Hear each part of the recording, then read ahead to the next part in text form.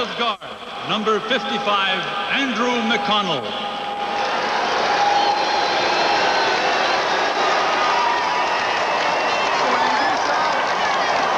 At wide receiver, demi-espacé, number 71, Keith Wright.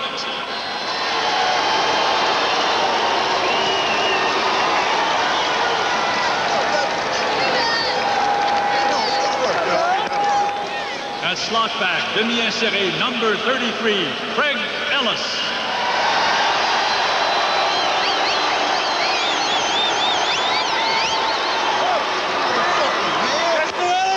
At slot back, number 27, Marco Sinkar.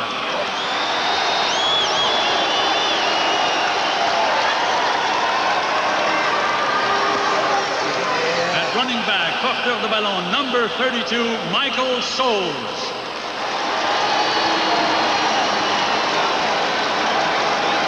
At fullback, demi-arrière, number 22, Blake Marshall.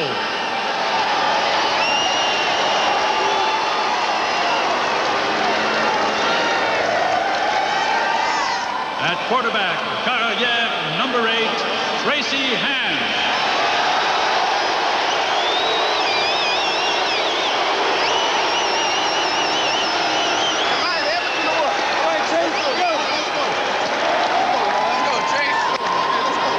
The head coach, l'entraîneur-chef, Joe Faragalli, and the rest of the Edmonton Eskimos.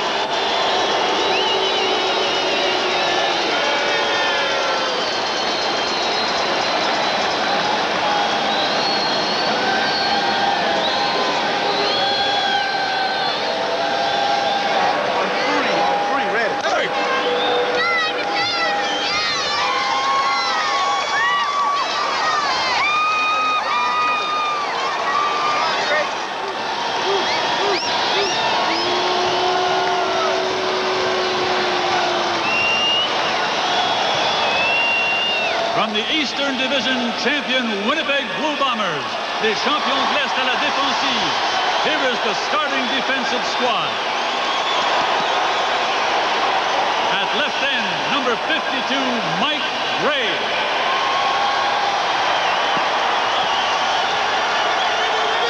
At nose tackle, bloqueur, number 77, Stan Mikawas.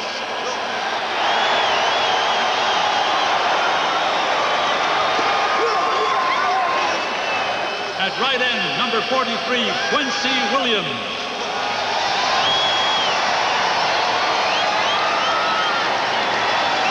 At linebacker, secondaire, number 72, Albert Williams.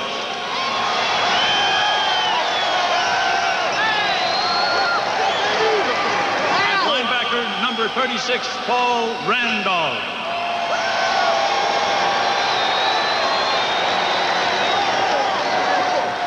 At linebacker, secondaire, number 34, Greg Battle.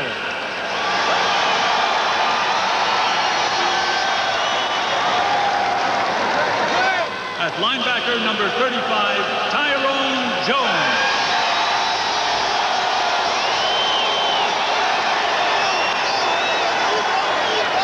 At cornerback, demi-coin, number 10, Rod Hill.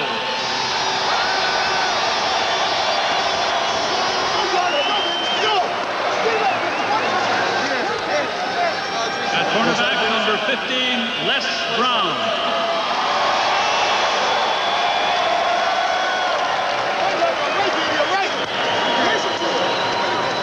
At halfback, the demi, number 30, Daryl Sampson.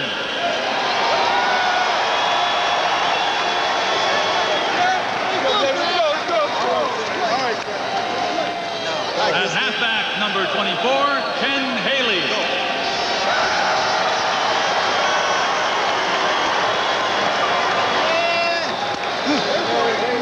At safety, number 29, Dave Bovell.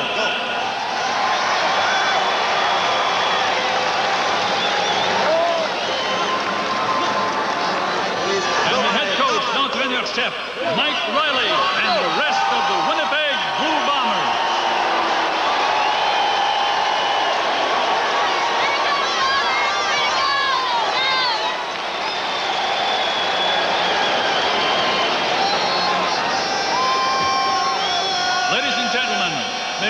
present les arbitres et juges de ligne, today's game officials.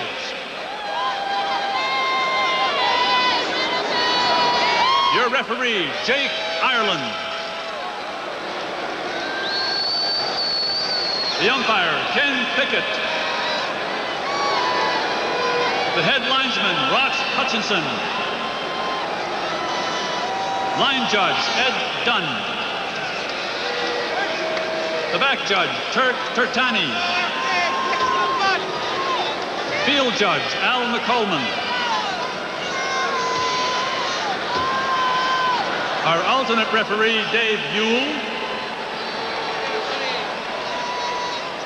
And the alternate official, Jacques Descaries.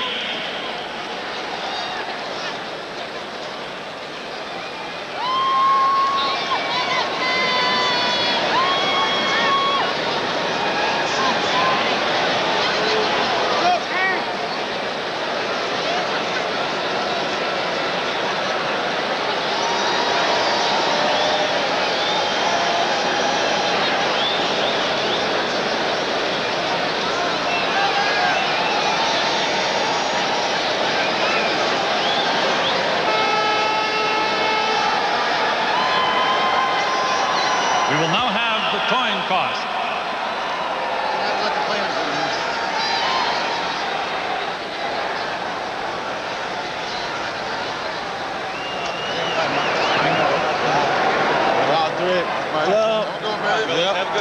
The mic's going to be open now. All right, phone call me, right? Okay, which one of the Edmonton captains is going to call it?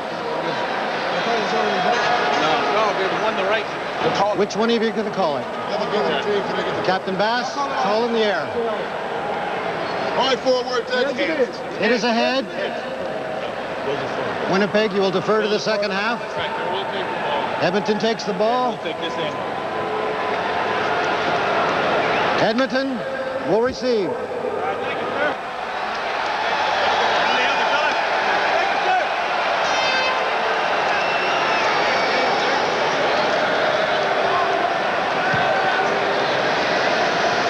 Well, the player introductions are complete, and the Edmonton Eskimos will receive the opening kickoff of this game. I want to take a moment now to reintroduce our game day analysts, Saskatchewan quarterback Kent Austin, Argo linebacker Don Moen, who have both been in this position before, which is to say, standing on the sidelines, all set to play the game of your life. You did last year when you led Saskatchewan to a Grey Cup victory. They call it the greatest game ever played. Can you possibly think back to what your state was before you took the field at this moment? Yeah, it was a mess. To be honest with you, I was really nervous, and I was really anxious to get in the game and throw my first pass. Don, you played in 3 Grey Cup championship games, won one of them. Is it possible to get wound up too tight for this game?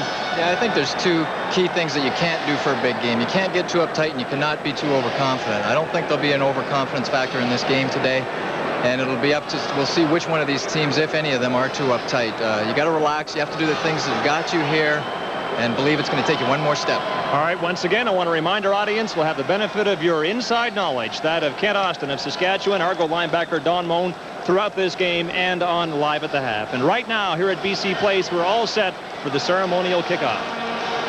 Ladies and gentlemen, at center field, it is now time for the ceremonial kickoff, le botté de circonstance. Please welcome His Excellency, the Governor General of Canada, le Gouverneur Général, Monsieur Ray Netishin.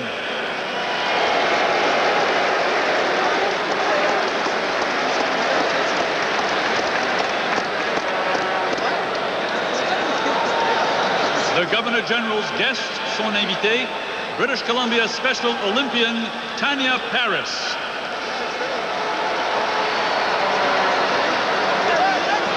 The Honorable Marcel Dany, CFL Commissioner Mr. Donald Crump, and the Chairman of the CFL, Roy McMurtry.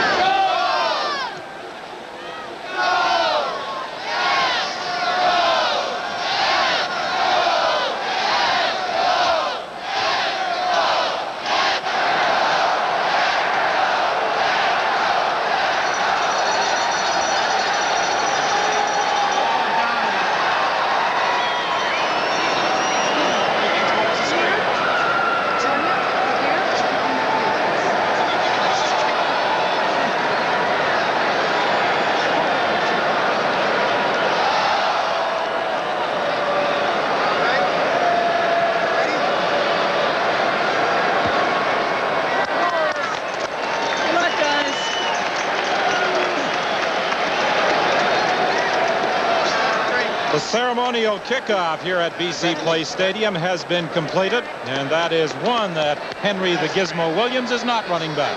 No, I don't think he'd had any trouble getting by them. I don't think anyone there could have tackled him.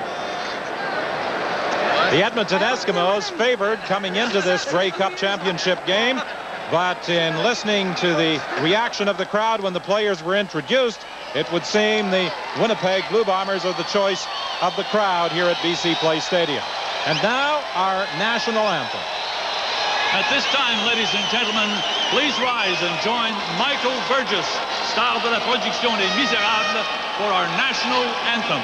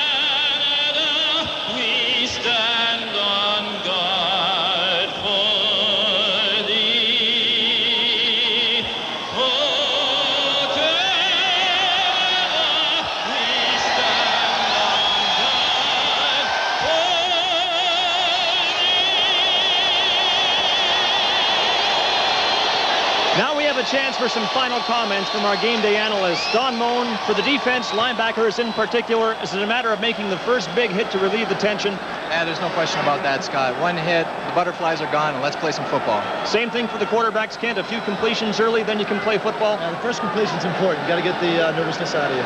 All right, we'll talk to you both on Live at the Half. We've taken care of all the business then. The game is next when we return to BC Place in Vancouver with more of the 1990 Grey Cup game.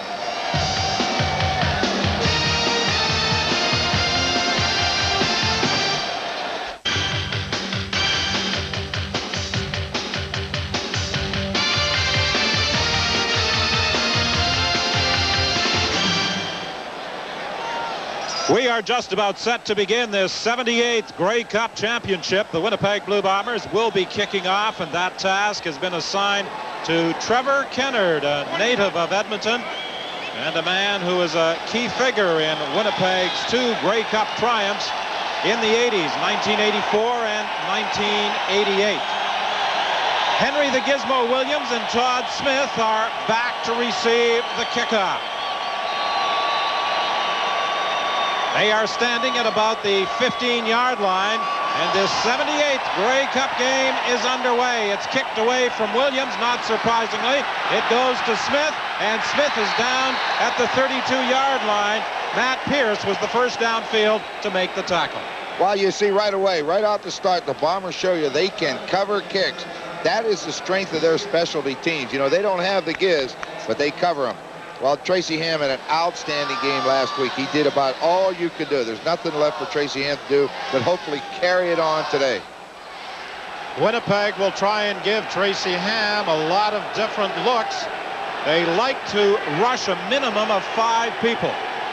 They feel that's when they're most effective defensively.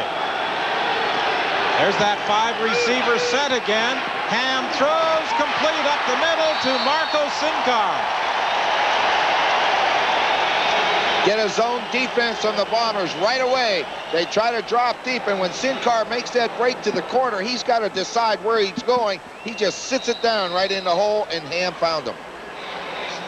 Mike Riley anticipated that the Eskimos would start this game with that 5-receiver set that was so successful last week in the Western Final against Calgary, and that's the way they began the game. That quick out pattern to Larry Willis, and that will be close to another first down. I believe it's going to be a yard short. He was tackled by Les Brown. Well, you get your receivers into the game in a hurry, and Larry Willis needs to come up with a big game today. He's got the tough job. When you're operating against Les Brown and Rod Hill, you have problems. Joe Farragelli on 2nd and 1 switches to that short yardage offense, and he has to be pleased with the way the Eskimos have started. A 24-yard strike to Marco Sincar, and then a 9-yard pass to Larry Willis at 2nd and short. And Blake Marshall got to the line of scrimmage and not much further. Safety David Bevell came up very quickly as Marshall tried to get outside. 210 pounds, and he just sets in the middle of the field. When they decide where they're going with the football, he's going to try to get there as fast as he can. And to cut the legs out from under Marshall is tough to do. Watch him. He tries to bounce it outside to get running room, hopefully, but look at number 29. That's hard to do to a guy like Marshall at 230 pounds. They're about almost a saw-off. He is a very, very physical defensive back. There are many players in the CFL who have indicated that this rookie, David Bevell, playing the safety position for Winnipeg, will be a star in the future. He's already made his presence felt, and this is his first year in the Canadian Football League. Well, he hits like a linebacker. You know, he's a defensive back that sits in the middle, but hits like a linebacker. That's hard to get out of defensive backs. The measurement revealed that Edmonton did have a first down. The ball is at the 45-yard line.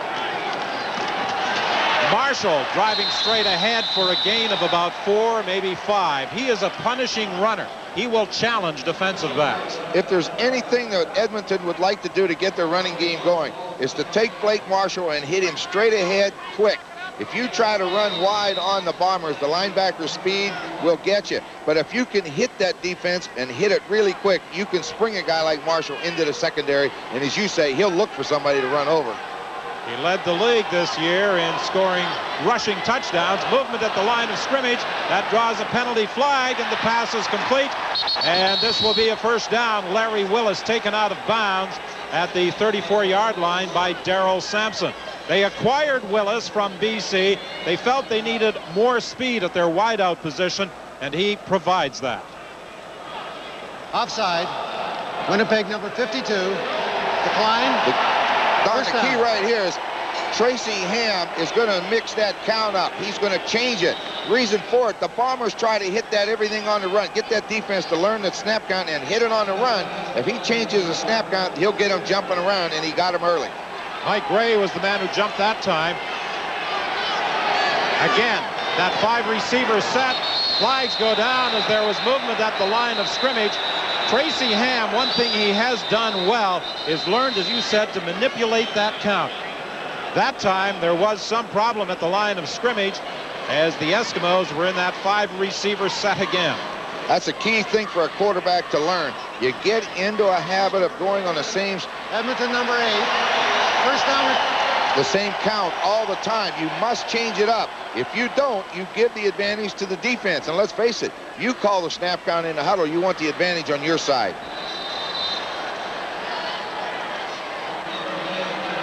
That takes the ball back to the 39-yard line. It will be 1st and 15. Ellis, Sincar, and Wright go wide to the left. Last week against Calgary, Ellis was the middleman. This time, he's inside. Here comes that pressure. Ham escapes, trying to run away from Mikowicz. He does, and he steps out of bounds with a gain of about 9 yards. There's also a penalty flag on the play. It could be a roughing call. A late hit charged against David Bovell. Yeah, I don't really think he tried to hit him that hard, but he did hit him way out of bounds. Bovell was running. There was a kind of a collision course with him and Ham, and he hit him, and Ham went down, and you're going to get called for that. But he didn't really lower the boom on him, but it is a penalty. But here's the job. If Tyrone Jones spins to the inside, when you spin inside, you allow Ham outside. Now he does what he does best. Now right here, see, out of bounds, they just kind of had they run a collision course. But hey, you hit him, you take the consequences. And that penalty moves the ball to the 15. It's 1st and 10 for the Eskimos. 11:30 is the time remaining in this opening quarter. The Eskimos have one of the best records at scoring from inside the 25-yard line. Again, movement at the line of scrimmage, and there are penalty flags as the Eskimos were not able to get the play away. Is it another procedure call against the Eskimos? That's the signal we get from the Winnipeg players. Let's see what Jake Ireland says. Edmonton number 55. First down. Yeah, Don, we talk about changing the count. Teams do get in a habit, whether you like to admit it or not. You will get in a habit of going on the same count a lot. And when you get into a game like this where you have to change the count, the linemen have to listen. They got to be very, very careful of the snap count. Ball comes back to the 20-yard line. 1st and 15. Ham's pass is intercepted. Greg Battle had dropped back near the goal line, and Greg Battle is taking off, loses control of the football, but it goes out of bounds. Who was the last to touch it? The Winnipeg Blue Bombers take over on the Greg Battle interception. A 56-yard interception returned by Greg Battle. That's the second longest in Grey Cup history. Only Vern Perry's 74-yarder in 1977 from Montreal is better. Well, we talk about the linebackers of the Bombers. They're going to be lined up all over the place. Number 34, Greg Battle, dropped all the way from his normal linebacker position. He went back and played the free safety position. Now, that lulls a quarterback into a false sense of security. You're used to seeing number 29, Bovell, in there, and they take him out. You immediately think you can throw to the post. You throw it in there, and there's a linebacker 15 yards downfield. That's just excellent defense. And really, the only reason you can do stuff like that is because of the athletic ability of a Greg Battle. So the Battle interception snuffs out an impressive Eskimo drive, and now Tom Burgess takes over. Burgess steps up and dives forward to the 40-yard line. Not noted for his scrambling ability, he destroyed the Toronto Argonauts in the Eastern Final with that late run that set up the Trevor Kennard field goal on the final play. Yeah, he only averaged 3.7 yards a carry this year. Burgess throws the ball a lot better than he runs it. But if they're going to drop the defense deep and they're going to get upfield on him, he will have to run. They get a heck of a pass rush themselves out of only 4 people, and they don't worry about Burgess's running. 2nd and 7 from the 40-yard line. Burgess throwing the screen pass, and this is going to produce a big gain for Warren Hudson down to the Edmonton 17-yard line. Tackled there by Keith Gooch. You know, Mike Riley's telling us they're concerned about the Eskimo pass rush. They will change their pass protection all the time so that those linemen, big linemen, this time they sprint out. All they do is sprint, get them upfield, and then dump the screen underneath the Hudson. They get Lyle Bauer, Steve Rowe, the Huskers, they're all in front of them. Well, the reason you do that, you sprint out, you drop back, you quick step, and then you throw screens. You have to keep that Edmonton defense off balance. They get a tremendous rush, especially out of Williams and Walker. Earlier, you heard a former teammate, Don Moen, say that Warren Hudson could be a factor in today's game. He's having his best season ever. That pass is complete over the middle to Perry Tuttle. Some are wondering if this might be the final CFL game for the 31-year-old slot back. He hasn't indicated whether he is going to call it quits at the conclusion of this season or come back for another year, but that pass is close to a first down. Well, we talk about the slot backs. The thing with Perry Tuttle is he can go deep. He averages 20 yards every time he catches a football. So when he comes off field flying, they have to give ground, and if he'll stop and turn around, he will be open a lot of times. If they don't get anybody underneath it, Tuttle will catch a lot of balls. 2nd and short for the Winnipeg Blue Bombers. Interestingly enough, in the 2 games Winnipeg played against Edmonton this year and won both, running back Robert Mims had his least productive days. Well, I think that's a tribute to the Eskimo defense. They're very, very tough. Tom Burgess keeps diving straight ahead. He'll have the first down very close to the 5-yard line. They'll probably spot it between the 5 and the 6. You know, if you think back to the beginning of the season, everybody was talking about the Eskimos were the best team in the CFL offensively and defensively. But when they went into that tailspin and lost some ball games, that means you're giving up points, and the Eskimo defense kind of lost some of its glitter. But as you mentioned earlier, Don, they still lead the league in about 11 categories. First and goal, Winnipeg. They are between the 5 and the 6 of the Edmonton Eskimos. Burgess looking for Robert Mims, and he was well covered. Leroy Blue was pressuring quarterback Tom Burgess, and he tried to flip that ball to Robert Mims. That's one thing Winnipeg does do offensively, is use the two backs, Mims and Hudson, in their passing attack. Oh, they have to use them. And the reason for it is that he plays ball control. So we talk about these two guys. House is going to go on Jackson. They'll knock each other around all day. But the person you needed to see there was Mims. Second and goal. Burgess looking, having problems, throws that ball up, and it's intercepted in the end zone. Brett Williams, no, he did not control it. As he came down, he lost control. We saw Tom Burgess start the run, started forward, then is the last minute move back. But that defensive line, as we said, they can go all over.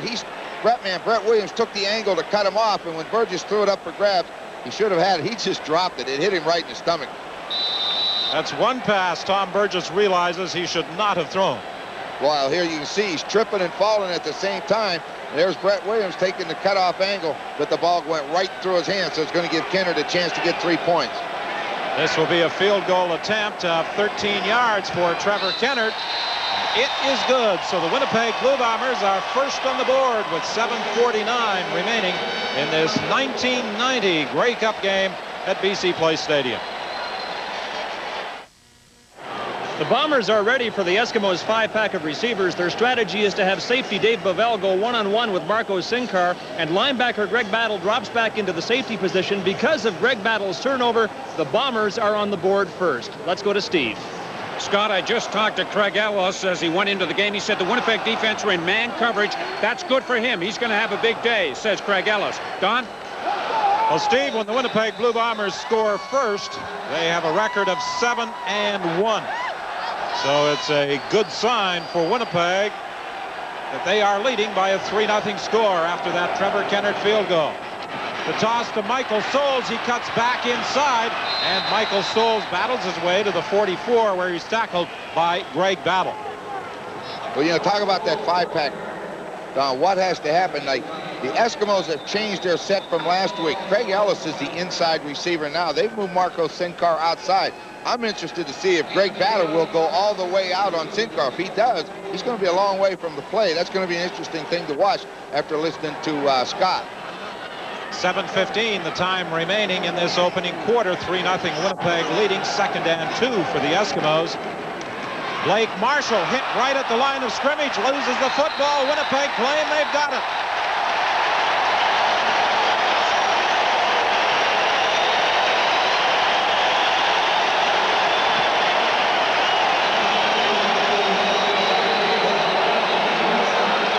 So with an interception and then the fumble recovery, the Winnipeg Blue Bombers get another scoring opportunity. Well, watch Leon Hatsunawa, number 44. He was the first one. It looked like his right arm got in to knock the ball free. You can see Greg Battle coming on his angle of attack where he's supposed to fill the hole. But another turnover, and now they're in great field position again. Darrell Sampson pouncing on that loose ball at the 45. 1st and 10 Winnipeg. First carry of the ball game for Robert Mims. Big hole. And Robert Mims is down to the 25-yard line. Stopped there by safety David Shelton.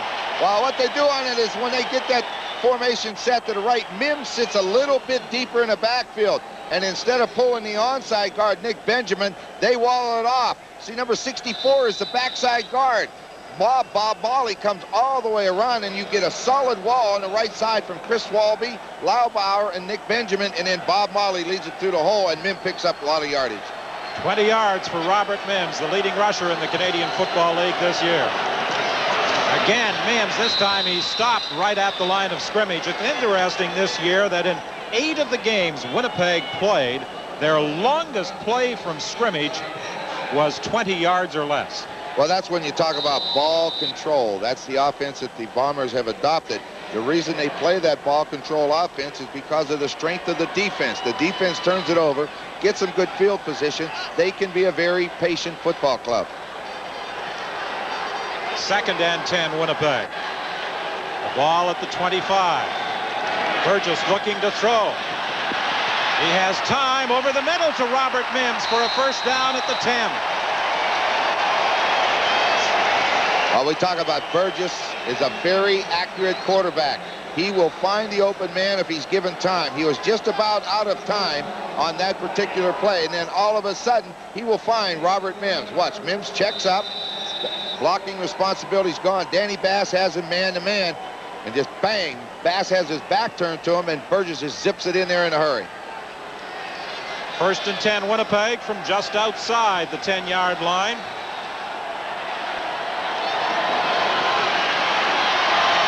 Burgess looking into the corner of the end zone. He was trying to find Eric Streeter, and Andre Francis had him well covered. Now he's getting good pressure, too, from Mike McLean and Leroy Blue, both of them after him. Burgess threw it short, threw it out of bounds. Nobody was going to get it, but he doesn't take a sack. Andre Francis sits outside. If he's sitting on the outside, you're going to have trouble beating him on and out. That's about as well as you can cover a wide receiver, so Burgess just threw it out of bounds. There was some doubt whether Francis would be able to play in this game because of a badly dislocated thumb that took him out of the Western Final against Calgary. But he has a cast on that thumb, and he is in the lineup. 2nd and 10, Burgess into the end zone. Lee Hull, touchdown.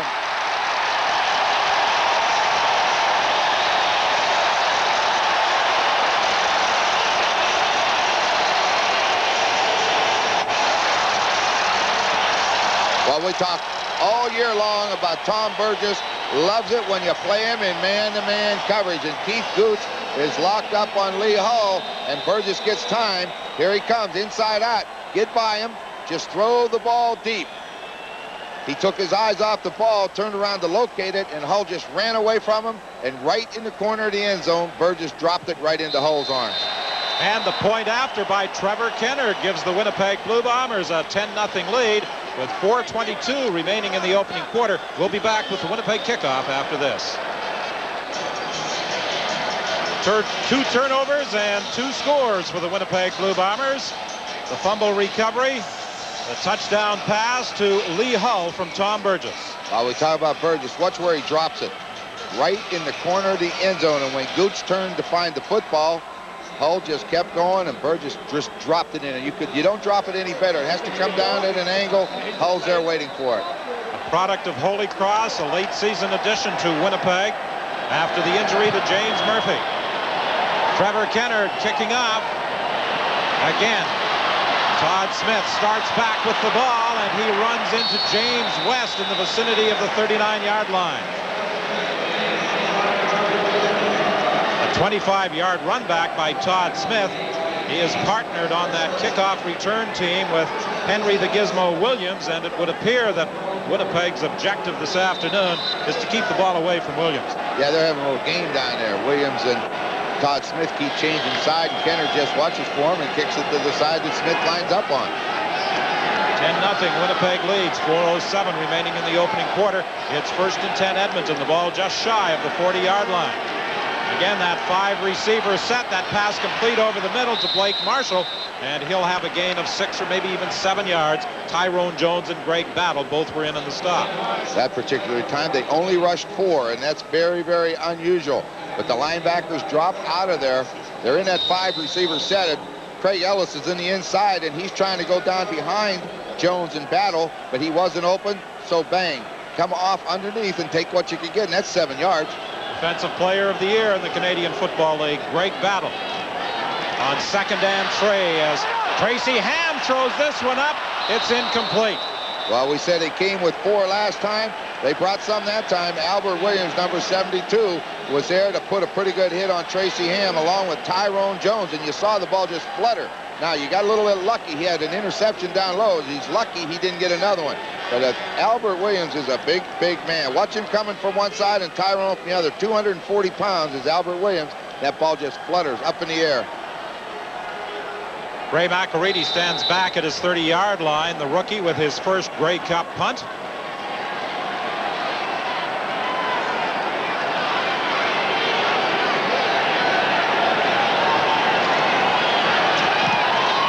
And an excellent kick. Winey takes it at the 23. And Winey dives forward to the 33-yard line. Stopped there by Pierre Berchevel. Kick and punt returns are not one of Winnipeg's specialties. No, it hasn't. But, you know, we were talking to Mike Riley, and we said, you know, you've gotten better. And he started laughing. He says, you know, we have. But, you know, early in the year, they were just lucky to catch it. Now, Streeter had a good game returning kicks for them last week. They're not in the Gizzards class, you know, and they've got to be careful. Keep kicking it away from him. 1st and 10 Winnipeg. The Bombers are at their own 33-yard line. Their two previous offensive series started on the Edmonton side of midfield. Robert Mims fights his way out to the 41-yard line with 2:39 remaining in the opening quarter. That's still a pretty good job of blocking over there. Warren Hudson's always going to be the lead blocker for Robert Mims. He has to kick out on the end man on the line of scrimmage, and in that case, it's Leroy Blue. And then Bob Molly's got to try to lead Mims up through.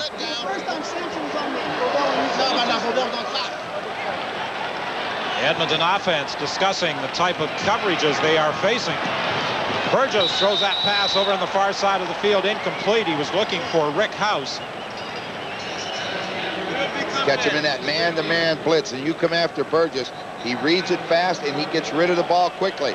That time, Rick House just down and out, tried to get the first down. He threw it low. The veteran Bob Cameron comes into the ball game for his first punt of the day. One man back. That's Henry the Gizmo Williams.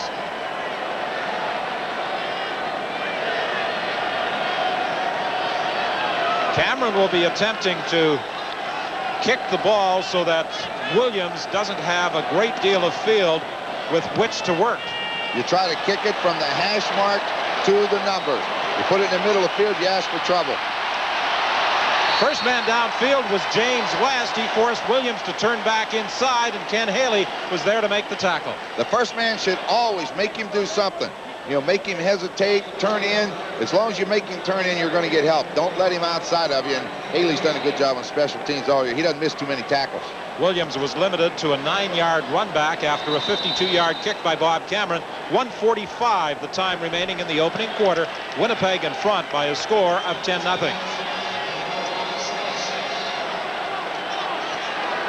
Again, that 5-receiver set. Movement at the line of scrimmage. Draw play with Blake Marshall.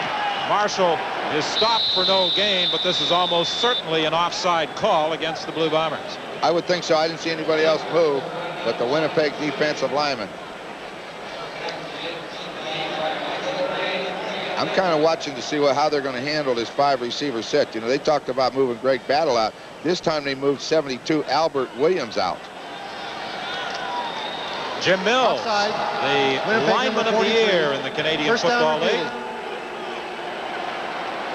Earning that honor, beating out Chris Walby of the Winnipeg Blue Bombers for the award. 1st and 5 Edmonton. Blake Marshall powers his way out close to the 35-yard line. He'll be about a yard short, it would appear, of a first down.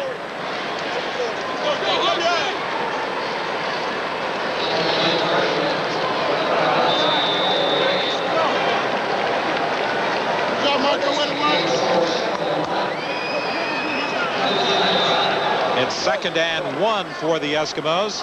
We're into the final minute of this opening quarter.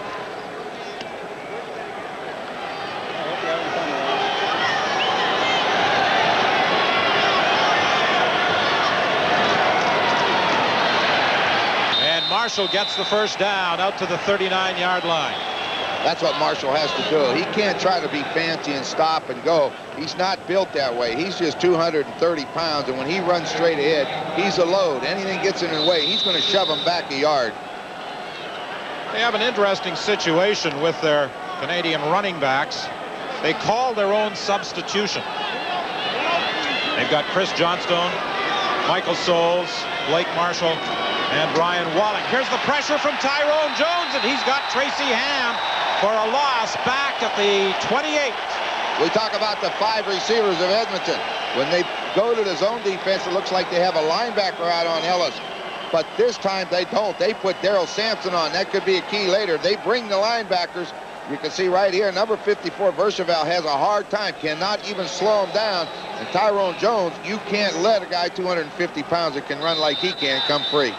He had 11 sacks during the regular season. Again, all sorts of movement at the line of scrimmage. This time, I think it may be a procedure call against the Eskimos. It appeared as though Trevor Bowles moved out of his stance prior to the ball being snapped. He sure moved in a hurry, and once he moved, that allows Winnipeg to take off. This one will come back.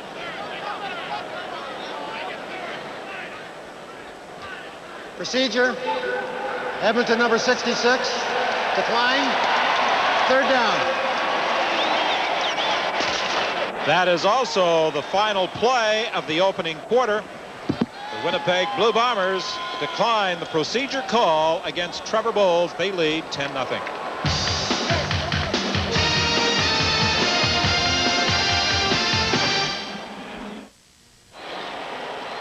Tyrone Jones, the 1985 Shenley Award winner with that sack of quarterback Tracy Ham, is now number 1 in career sacks in Grey Cup competition.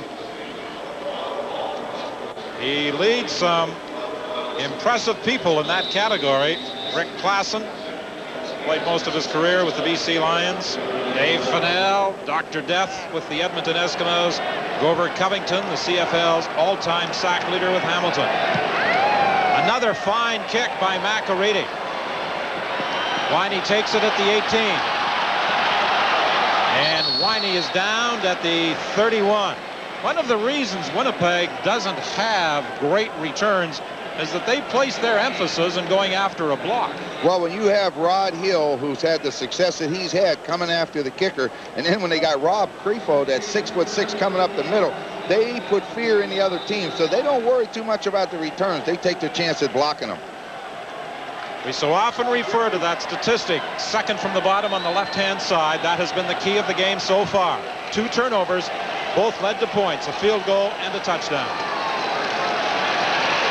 Warren Hudson is stacked up inside. It's going to be tough to run up the middle against the likes of Mike Walker and Brett Williams. Well, you get those 2 inside, put Danny Bass right behind them. That you're asking a lot for your offensive line to be able to root all 3 of them out of there. Trying to run against that man is almost more difficult than trying to find a genuine Milli Vanilli recording.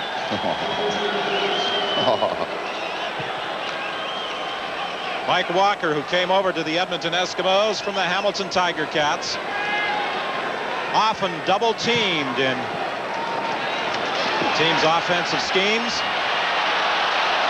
Is this really the Tom Burgess we have come to know over the last couple of years? He runs for what appears to be a first down. Well, you pick your spots. You don't have to run every game. You just pick the games you want to run in. One thing you know for sure, if he gets hurt today, he's got a long off season to get well. Again, just a 4-man rush. See, Leroy Blue upfield. They wall off the defensive line, in that case, Mike Walker, and then he just runs until Danny Bass can finally go get him. 1st and 10 from the 43-yard line. The fake to Robert Mims, and Burgess carries to the 45. Right now on the sidelines, let's bring in Steve Armitage. Don, just a few moments ago, quarterback Tracy Ham called a mini-team meeting of the Edmonton Eskimos to get this club fired up. They are very flat. They are down, so Ham decided, not the coaches, to take things into his own hands. Don? Steve, I think some of the problems may be in trying to figure out what Winnipeg is doing against that 5-receiver set. Yeah, they're changing it up. They're not giving the Eskimos the look that I think the Eskimos were expecting. Tom Burgess throws that screen to Warren Hudson. Hudson was tripped up from behind by Brett Williams, but he still gets the first down. When you catch a team in a man-to-man blitz and Larry Ruck come from his outside linebacker position inside up the middle, and then all Hudson does is just give him a shove or let him go and then throw it in the hole. Watch coming from the right. There's Larry Ruck coming. As soon as he goes by, Hudson just turns around. You get the 2 blue jerseys right out in front of him, and Hudson's got a lot of running room. 1st and 10. The ball is at the 52 of the Eskimos. Pass to Streeter. He was one-on-one with Andre Francis, and then Larry Ruck came over to help out.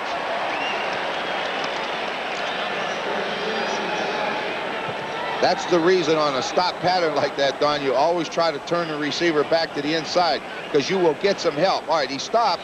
Now Francis comes up outside in, so he has to go in, and that's what you should get. A linebacker coming across to help him.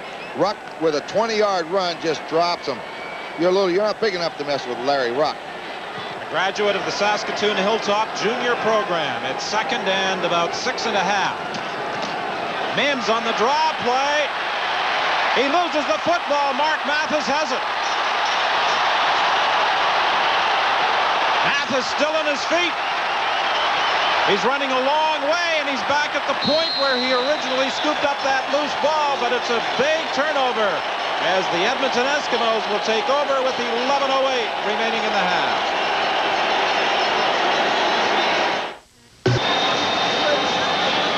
During the week, so many people have been talking and writing about Winnipeg's defensive play, forgetting that the Eskimos have a pretty solid defensive team of their own. The ball is stripped from Robert Mims on that hit from the backside by Mike McLean, and Mark Mathis, the smallest man in the secondary, 5'9", 165 pounds, picks it up.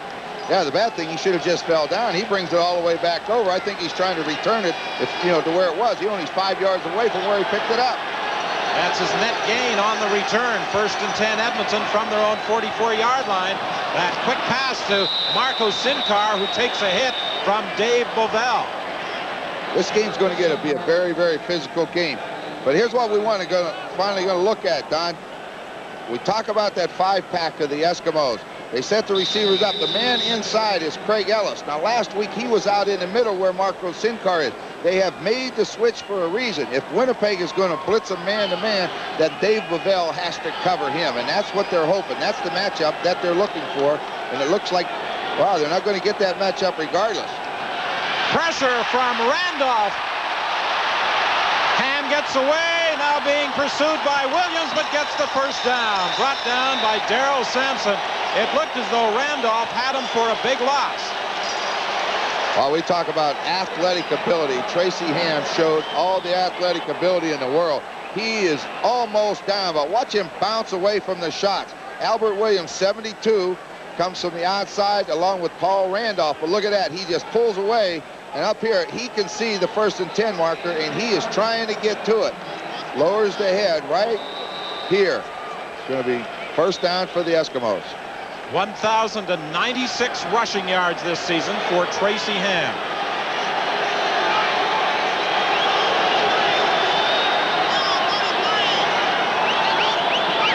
First and 10 from the 54. He gives the ball to Blake Marshall, and he'll have about 5. Stopped by Mike Gray. We've had a lot of extracurricular activity after the last 3 or 4 plays inside between Winnipeg and Edmonton, and it doesn't matter whether it's offense or defense for either team. It's a pretty heated rivalry over the years, but it seems like this year they're just not very fond of one another. Well, both coaches, Joe Faragelli and Mike Riley, told us that they expected a very physical football game. Here comes Albert Williams from the backside. Ham gets the pass away. It was behind Craig Ellis.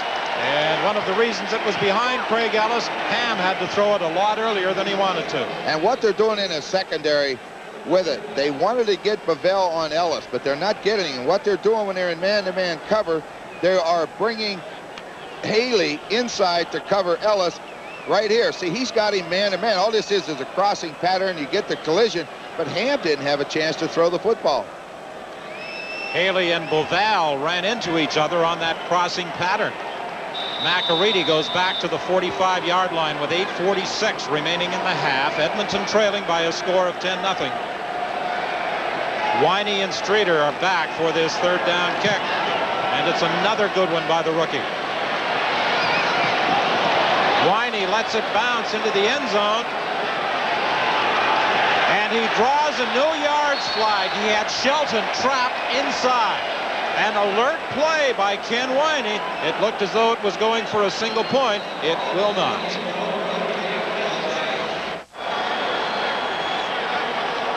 Winnipeg's original intent on that Ray McAreedy punt of 55 yards was to concede a single point. There was a no yards call.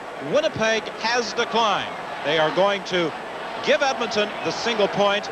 They prefer to get the improved field position out to the 35-yard line. Yeah, Mike Riley's intent initially was to concede the single point anyway. Yeah, they let the ball go. They didn't try to catch it. They wanted it in the end zone. So when they got caught for no yards, if they get rid of the point, they only get the ball out to the 10. He didn't want it there. He says, I was going to give you a point. I'm going to give it to you because I want good field position. Burgess to the sidelines to Rick House. His first catch of this Grey Cup game, taken out of bounds at the 41 by Mark Mathis.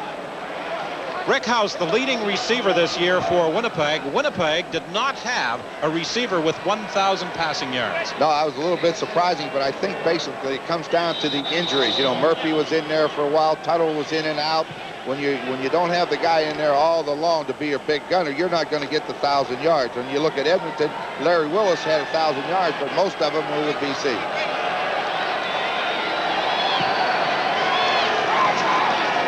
Second down pass to Rick House. He had to get up to the 45-yard line for a first down. He was bounced out of bounds by Andre Francis. At that Winnipeg bench, they are complaining about the spot they're getting from line judge Ed Dunn. It would appear they are going to be just a little shy of the first down. I think it's in position where they will go after it. I think it'll be about 2 inches short. The ball has to get onto the line. Some part of it. I couldn't see just where before they moved the sticks, but it's going to be just a touch short. A little more than 2 inches, but it is 3rd and inches. Scott? Well, Don, here at the Bomber bench, they're concerned about a couple of minor injuries. Dave Lavelle, the safety, has tweaked his left knee. He's got ice on it right now, will be held out from specialty teams, will play defense. Starting center Lyle Bauer has strained a ligament in his right knee, but he's going to try and play with it. Nick Benjamin may be moving into the center position if Lyle Bauer is having some problems. No, Lyle Bauer is moving up over the ball.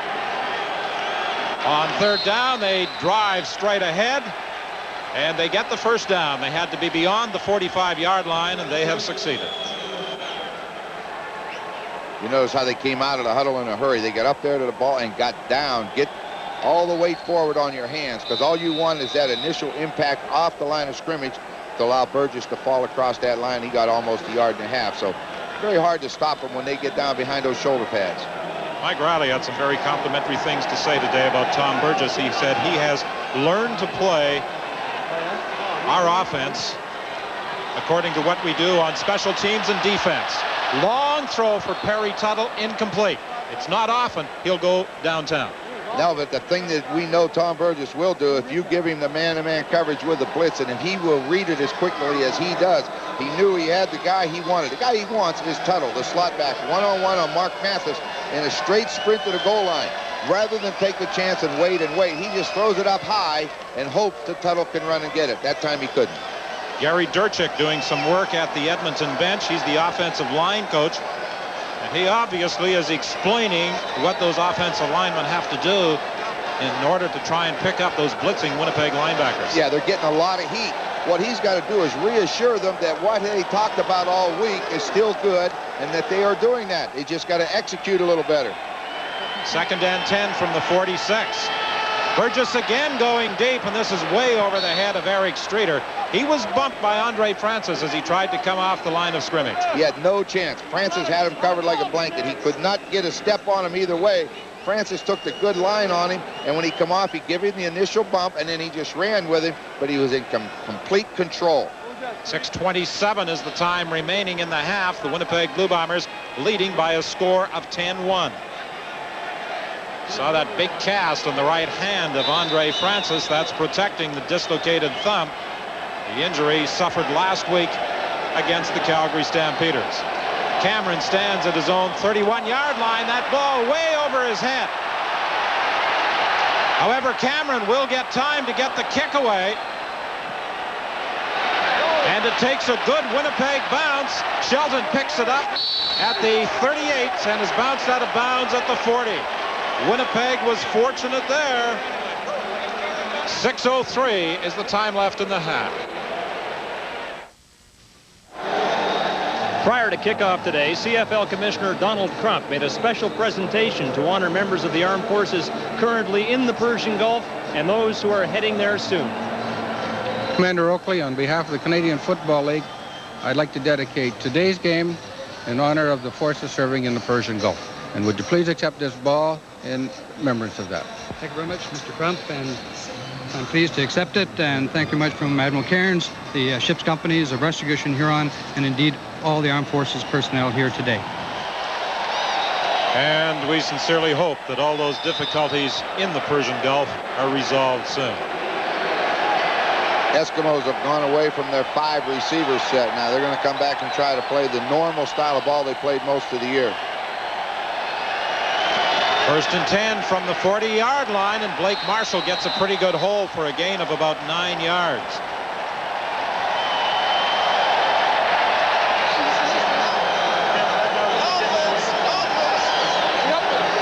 That's Stuart Hill over there helping on the sidelines. How they missed the 17 quarterback sacks that he contributed during the course of the year.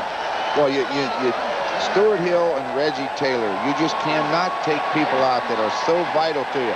You know, you get the great rush inside from Walker and Williams, but Hill on the outside, boy, he gets there quick. It's a big, big loss for the Eskimos. 2nd and 1 after Blake Marshall picked up 9. And this time, Marshall is across the 50 for a first down. This block it down and pull the left guard, Pierre Verchevel, number 54. He just wants to try to find a little bit of a crease that he can get through, and if he can get through it, then Marshall wants to follow him. Got good size along that offensive line. Blake Dermott 270, Pierre Verchevel 275, Rod Conop 265, Andrew McConnell 295, and Trevor Bowles 280. Big offensive line. They gave up a lot of sacks this year, but I think a lot of that was still in the growing process of like a quarterback like Tracy Ham. You know, he's still learning. But at the last couple of games, if they know this, if they keep him off of him, he'll get the job done. Big task today against the Bombers. 4:59 remaining in the half. It's a 10-1 game. Winnipeg leading. 3 receivers wide right this time. Marshall and Walling in the backfield. Tracy Ham is being pursued by Stan Mikowicz. He gets away with a nice move as he cuts back inside. And then a fine tackle by Ken Haley. He cut down Tracy Ham at the midfield stripe. Just by the alignment, Don, you could tell this was going to be a zone defense. Babel was lined up very, very deep. And then all they do is just drop those linebackers back. Now, when Tracy starts running, there is not one Eskimo receiver on this side of the field. Gray can't get him, and as he starts back, he needed to beat this guy right here. If he beats him, he's going to make yards because he's got some blockers. But we said before, Haley's an outstanding special teams player. He's used to tackling in open field. 2nd and 6 over the middle to Walling.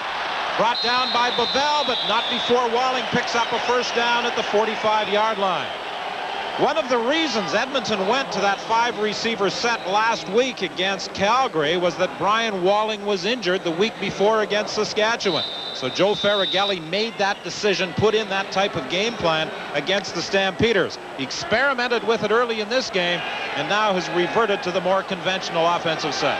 Well, I think he has to be concerned with the protection. I think that's got to be number 1 on the list right now. The toss to Walling, and Walling is caught for a loss by Greg Battle. Well, we said early, you will not be able to get outside of the Bomber defense very easily. They have the tremendous speed at linebacker, and when they try to go outside, Battle's out there waiting on him. He has no chance to get outside. Look, Battles reads it. He sees it. Now get up on the line of scrimmage, dodges the block, and he's there to make the tackle. He got there before the blocker, so that shows you the speed that he has. And plays such as that, one of the reasons that Greg Battle was chosen Defensive Player of the Year in the CFL. 3:04 remains in the half.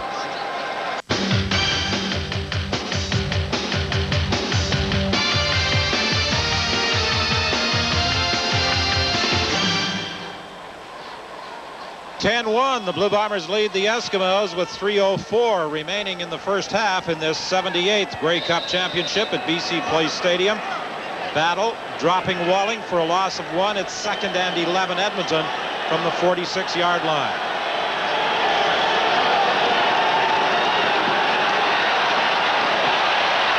Over the head of the intended receiver, slot back Craig Ellis. He led the league in receptions this year with 106.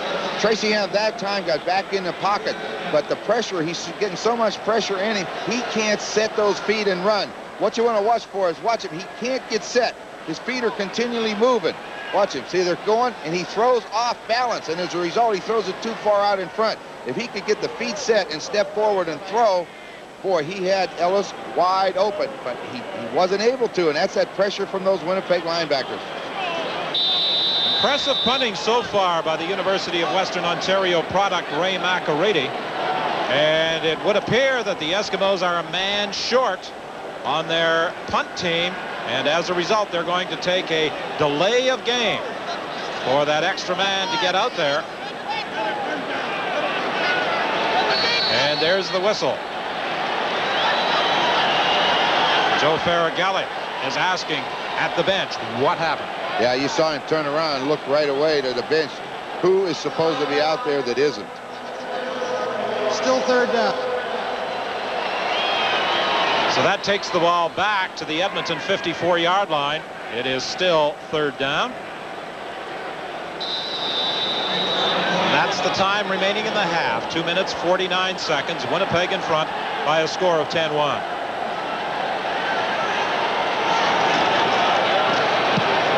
Another fine punt by McArady. Winey goes back to the 5-yard line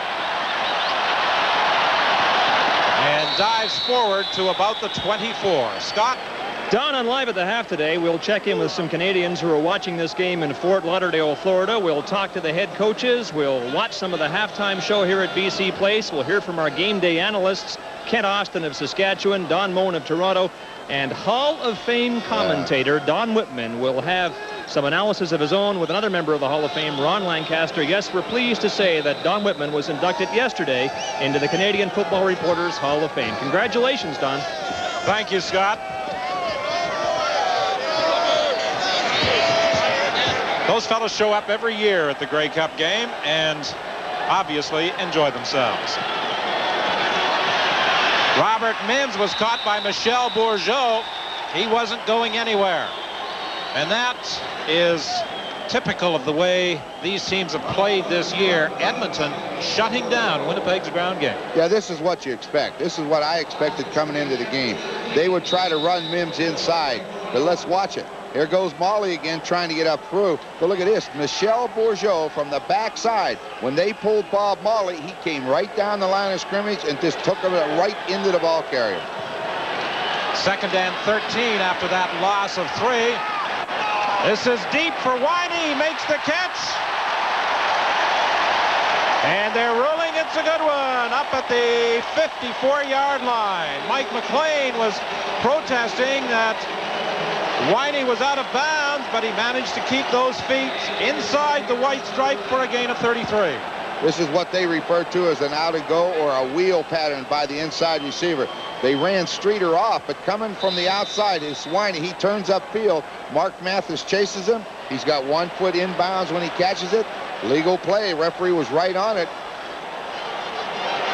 And Mike Riley was right there as well to offer his opinion, which of course was not required and would not have been listened to anyway. Robert Mims to the 49 of the Eskimos, stopped there by Brett Williams. A pickup of about 6 yards. It will be 2nd and 4 Winnipeg with 2:07 remaining in the first half. Mims led the CFL this year, 285 carries, 1,341 yards. He was the only tailback in the entire league to play all 18 games. That's pretty difficult to do. That's quite a feat for him. 18 games is a lot of beating for a guy that they know is going to carry the ball 20, 25 times a game. 2nd and 4. Burgess is looking to throw, but he is prevented from doing so by Leroy Blue. One of the adjustments the Eskimos had to make when Stuart Hill was lost for the year with an injury is move Leroy Blue to a rush end position. He was just beginning to develop as a strong defensive end rather than that rush end spot. Well, he's had the tough job, but he knows one thing. He's a linebacker originally, and he's got great speed. And all you saw there was him lay out and get the arms around Burgess to bring him down. But he has really come a long way, especially if you're playing 3 different positions in 1 year. Yes, he's been at the linebacker spot. He's been at that rush end position, and he comes up with a Grey Cup sack as he drops Tom Burgess back at the Winnipeg 49-yard line with 1:44 remaining in the half. Nick Benjamin, who centered the ball on that previous punt, this time gets it back accurately to Bob Cameron. And again, the ball takes a Winnipeg bounce. Williams on the sidelines has nowhere to go. That's just what a coach wants. Kick that football, hash mark to the sideline. And it's better if you can go from the numbers to the sideline. That time, it was right in the middle, and all the blue jerseys just come down, and they close the door. You have nowhere to go, no return. A 46-yard punt, a 1-yard run back. Mike Riley said that's what the Winnipeg Blue Bombers would attempt to do, directionally punt the football, and that time it worked very well. When you punt from the middle of the field, very difficult to kick it out of bounds, but you kick it away from the Giz, make him go get it. 1:31 remaining in the half. Many anticipated it would be a low-scoring game, and so far it has been just that. A tough defensive struggle here at BC Place Stadium. Blake Marshall puts his head down and challenges a couple of would-be tacklers. Paul Randolph made the initial contact with Blake Marshall. Well, you try to come up the middle, you know, those linebackers aren't going to move until the quarterback goes past the fullback. He just sat right in there and waited on it, and all he does is go and make the hit.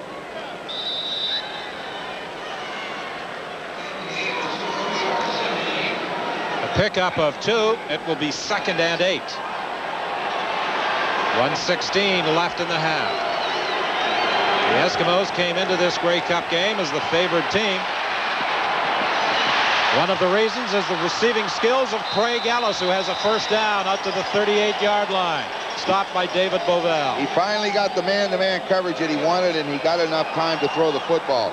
Craig Ellis just went down the field and broke across the middle with Ken Haley chasing him. All right, watch him. Give him the move. Take the hit. Now you're going to go upfield, and he'll break away from him right here. Lead him away. Come back to the football and catch it. And then Bovell has to make the tackle, but he picks up the first down. We're into the final minute of this opening half. Taking a lot of time. 1st and 10 from the 38-yard line. Ham over the middle again to Craig Ellis. All season, Craig Ellis was the favorite target for Tracy Ham. He caught that one in front of Ken Haley, who brought down the Edmonton slot back, not before he picked up another first down. He should be on the line of scrimmage. They should be in a hurry-up offense. They're down to 40 seconds. He was scrambling around that time. Ellis does find the hole, which he can do, and he does it well, but he's wasting time. Jones is after Ham. So is Gray.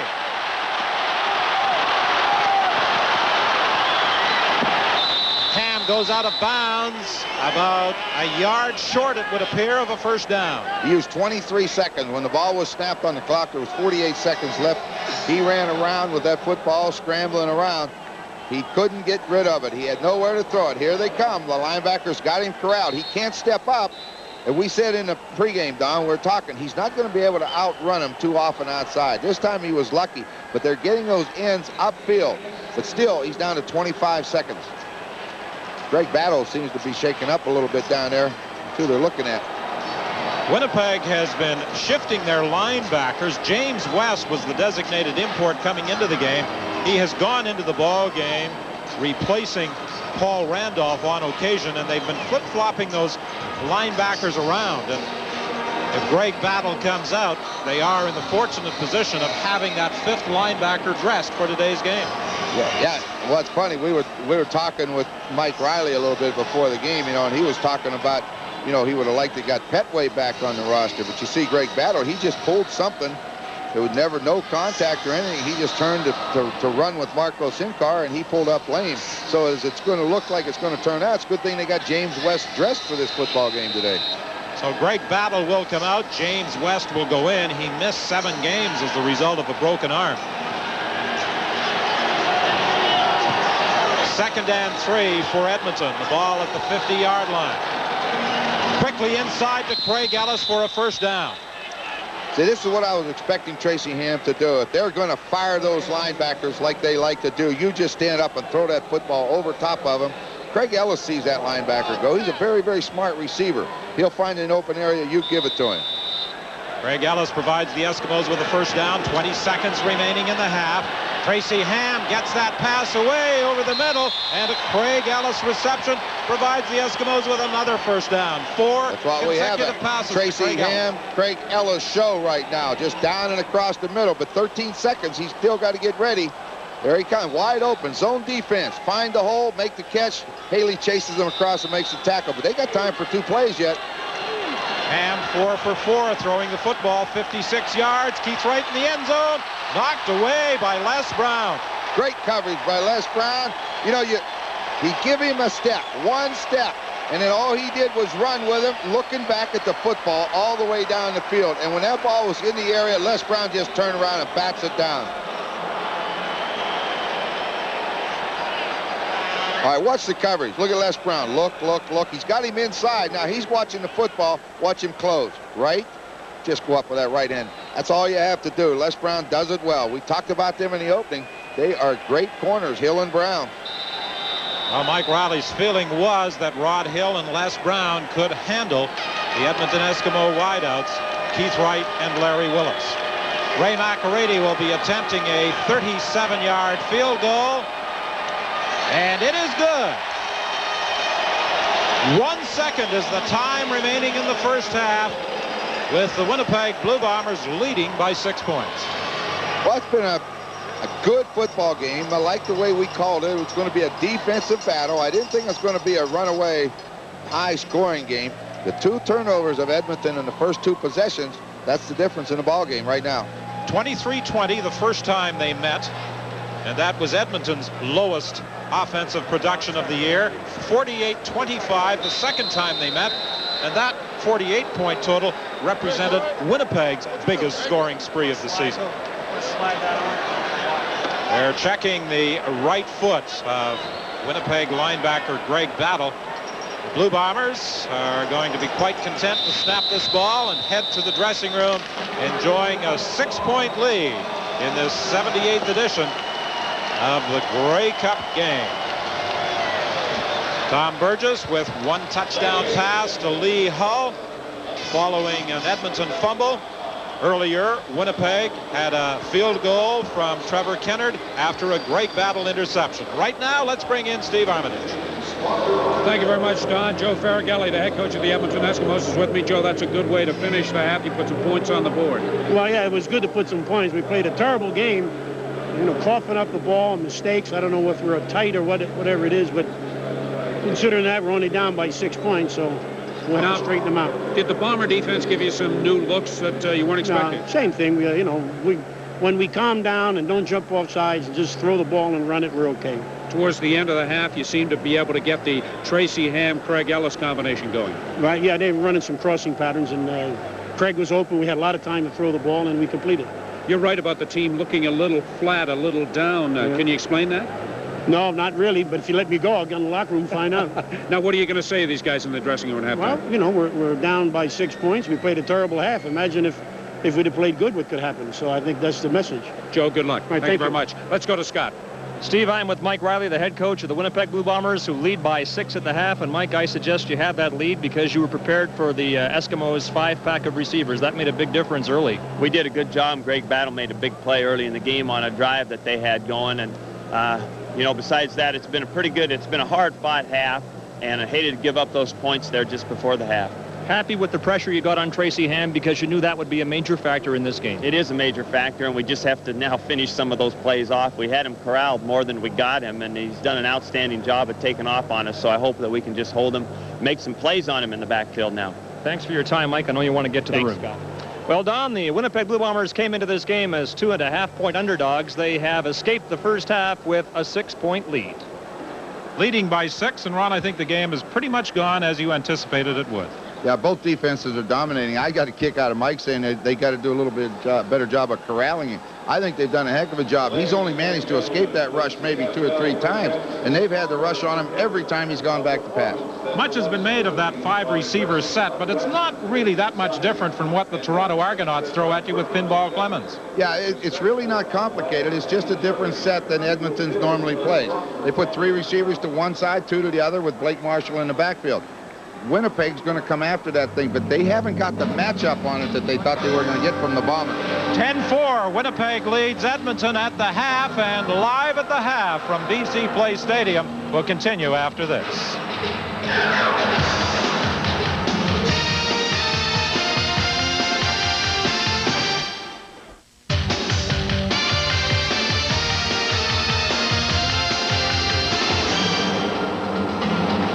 We are at the half of the 1990 Grey Cup game. They have dimmed the lights here at BC Place for the halftime show. We'll see some of it in just a few moments. But right now, we want to go to Fort Lauderdale, Florida, and check in with our Canadian audience at the Penalty Box Sports Bar. Colleen Jones is there for Live at the Half. Colleen?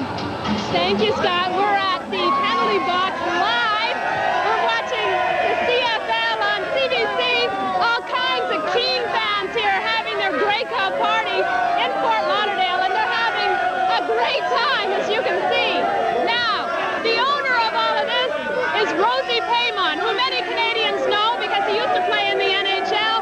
Rosie, are you surprised of the interest in the CFL down here? No, you can see right behind us there, we got about 100 people behind listening to the game. A lot of Winnipeg fan here, and a few Eskimos fan, and it's great atmosphere, and the people's having a great time. You know, you could see the way they're yelling there, and it's a lot of fun. You know, and I play hockey in Vancouver, British Columbia, and I love it down in the West. And to cheer which one I will cheer for, you know, I look at the game a little different than most of the people. I enjoy the game. I enjoy the professional playing the way they're playing, and the crowd, they're having a great party here. It's hard to understand each other. And this isn't the first time you've had this. No, I've been here 13 years, so we have this party all the time. But like even last week, we had boat game on, and it was a good crowd. So they really respond well, and when I let them know that we're going to be having CBC here, that was great, and they think it's the greatest thing. You can see right behind us. Well, we are having a great time. Having a great yes. time. All right, you guys, who's going to win?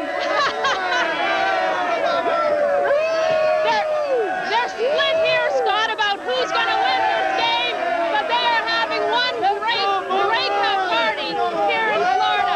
Back to you, Scott. All right, Colleen, and apparently Grey Cup festivities are nicely underway at the Penalty Box Sports Bar in Fort Lauderdale, Florida. Our thanks to Colleen Jones for braving all the noise there. The score at the half of the 1990 Grey Cup game is Winnipeg 10, Edmonton 4. Stay with us. Live at the Half returns in just a moment.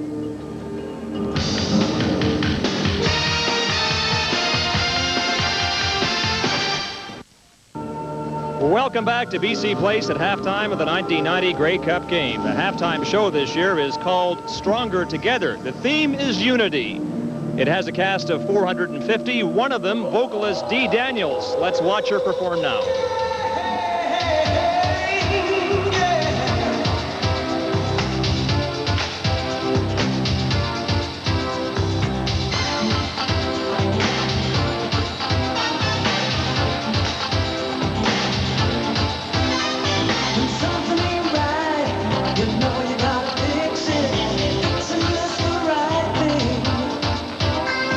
Somebody's got a problem, you gotta find the answer. The answer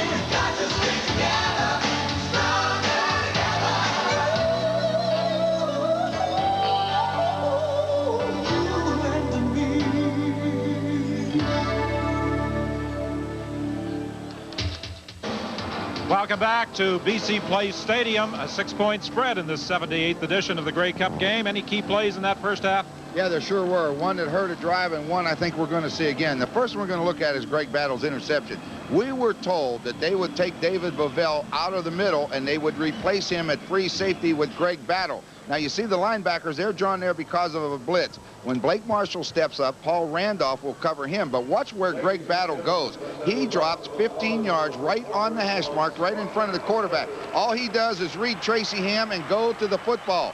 Les Brown knows he's got help inside, so he stays behind him, and Greg Battle steps in front and makes an interception. That is athletic ability. That set the stage for a Trevor Kennard field goal. A 56-yard return by Greg Battle.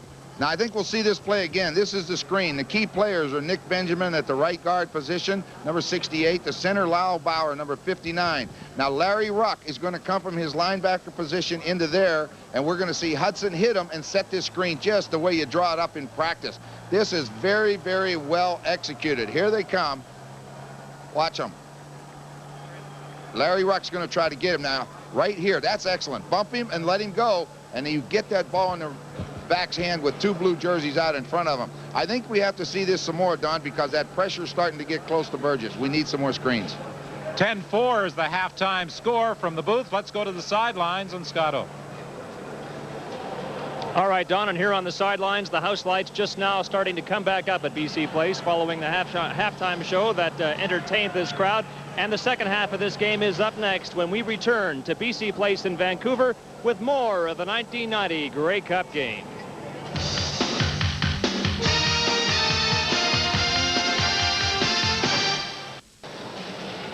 As Live at the Half continues at halftime of this 1990 Grey Cup game at BC Place, the house lights are finally bright enough to allow us to see our game day analysts, Saskatchewan quarterback Kent Austin and Argo linebacker Don Moen. Kent, first of all, do you think the Eskimos stayed in that 5-receiver pack formation too long? I think they did. They didn't go back to their base offense till late in the second quarter, and I didn't really understand what they were trying to get out of that 5-receiver package. They had Bovell in coverage every time, except for once on Sincar, and they never threw Sincar the ball. Plus, they just couldn't protect Tracy in that offense. So you're suggesting that the Eskimos should be dancing with the one that brung them? Well, that's right. I mean, their offense that brought them here, they didn't get back till late in the second quarter. And Tracy needs to go back to doing what he does well, and that's having a base offense. Well, Don, prior to the game in our countdown show, we talked a lot about the matchup of the Bomber linebackers and the Eskimo offensive line. You would give that first half decision to the Bomber linebackers. There's no question about it. I think that they've done a great job of shutting down Tracy Ham, containing him, not letting him do the things that he's successful at doing, throwing the ball deep, and if people are covered running the ball, they've done a really super job on him. You want to gloat over what you said about Warren Hudson being a factor in this game, because he was in the first half. Yeah, it's an easy prediction because he's done it all year. We keyed in on it last week and we shut him down, and we had a chance to win the football game, and Edmonton has not shut down that screen game yet, and they have to do it in the second half if they hope to win. Well, we're getting plugs in. You said something profound about Gizmo Williams. You thought the Winnipeg specialty teams would be able to defend against him to shut him down, and they did in the first half. He did not provide the Eskimos with great field position. No, Winnipeg's got great cover teams, and to get another plug in, I also said the Winnipeg defense would be the difference in the ball game, and they got 2 turnovers that led to both of Winnipeg scores. Don, if you want to talk about defense and describe the Bombers, you do it in one word: turnovers. Yeah, they've done it all year, and they're doing it again today. They've been successful with it, and they're doing the things that they've been successful with, and I give them credit for that. Quickly, let's talk about adjustments, because the Eskimos could lose this game in the locker room if they don't make the right decisions. What do they have to do in the second half? Well, I think they're fortunate to be at halftime only down 4 points. I think they need to come out, run the offense that they've run all year long, keep 2 backs in the backfield, protect Tracy, and keep working the same patterns that got Ellis open at the end of the first half. Don, we don't want to say the Winnipeg offense is predictable, but as I stood with you and Kent on the sidelines, you called every one of the plays they made. If you can figure it out, why can't the Eskimos? Yeah, we were pretty well prepared for what they did, and they are a predictable offense. They do only certain things out of certain sets, so hopefully the Edmonton coaches are in there keying in the defense, and they'll do a better job in the second half. All right, thank you both, and stay with us throughout the second half of the game. We'll check in with you at the conclusion of the 1990 Grey Cup game. And here at BC Place, the house lights are almost bright enough now to allow for the second half kickoff, so let's go upstairs to Don and Ron. Thank you, Scott. Hi again, everybody. The Winnipeg Blue Bombers with a 10-4 lead, and statistically in the first half, it was just about as even as the score would indicate. Just a slight difference in total yards in favor of the Edmonton Eskimos. And the Eskimos are 4 yards behind Winnipeg in the passing department. This is pretty much according to the form chart. The Eskimos with a little closer balance in their passing and running game, but the teams have used the type of offense for the most part that got them here. Yeah, you can't make changes now. You've got to stay with what you do best. I mean, that's why you are in the championship game. And this is the guy they've got to make the plays on. I like we talked to them in our minute or so there about corralling Tracy Ham. They've done a good job of corralling him. He's running for his life. And when he's running for his life, he can make mistakes. Ray McAreedy getting set to kick off to start the second half here at BC Place Stadium. Ken Haley takes the ball on the dead run, looking for some blocking help, and he fights his way out to the 38-yard line, stopped there by Rob Davidson. Still good field position to start. Now we're going to have to see if Burgess has settled down and understanding completely what Edmonton was doing, and is Edmonton going to make any changes? They've got to come up with something different because Burgess is finding holes. First and 10 Winnipeg. The ball is at the 38. Burgess has had a preference for his slot backs as far as the Winnipeg passing attack is concerned through the first half of the ball game. And this is to the running back. Warren Hudson up at the 50-yard line. That was a great job by Tom Burgess of using his eyes. I'll guarantee you Hudson didn't see where that football came from. Burgess is running around in the hole, and Larry Ruck's got Hudson man-to-man. Now watch when Burgess comes back. He finds him in a hurry, and he just lets it go. Larry Ruck probably didn't see it, and Hudson makes a nice effort. He just jumps out and catches the football. But Burgess will find the guy. He's quick. He's got quick release, and he's got quick hands. Kent Austin was saying earlier that Tom Burgess has changed his approach to playing quarterback in the move from Saskatchewan to Winnipeg. In Saskatchewan, he liked the big play. In Winnipeg, he has been forced to be more patient. We've talked about that all year. That's the difference in Tom Burgess from 1990. He's learned to play the Winnipeg system. That's ball control. That means you have to be patient. First and 10 from the 50. Burgess is going to run this one, and he'll pick up about 7 yards. On the sidelines, let's bring in Steve. Don, this is the kind of news that the Eskimos and their fans didn't need to hear. At the half, the veteran receiver, Marco Sinkar, was taken to the hospital with a bruised kidney. Sinkar taken to the hospital with a bruised kidney. Don? Marco Sinkar, who has participated in 7 Grey Cup games, and that is indeed a blow to the Edmonton Eskimos. So Joe Farragelli will be forced to make some offensive adjustments as a result. They're going to be short of a first down. Michel Bourgeau stopping Warren Hudson.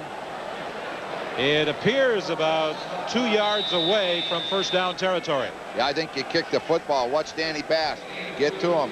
He gets blocked. Excellent job of blocking. I think it's Lau Bauer, number 59, puts Bass down, but Bourgeau fights back through it to make the play.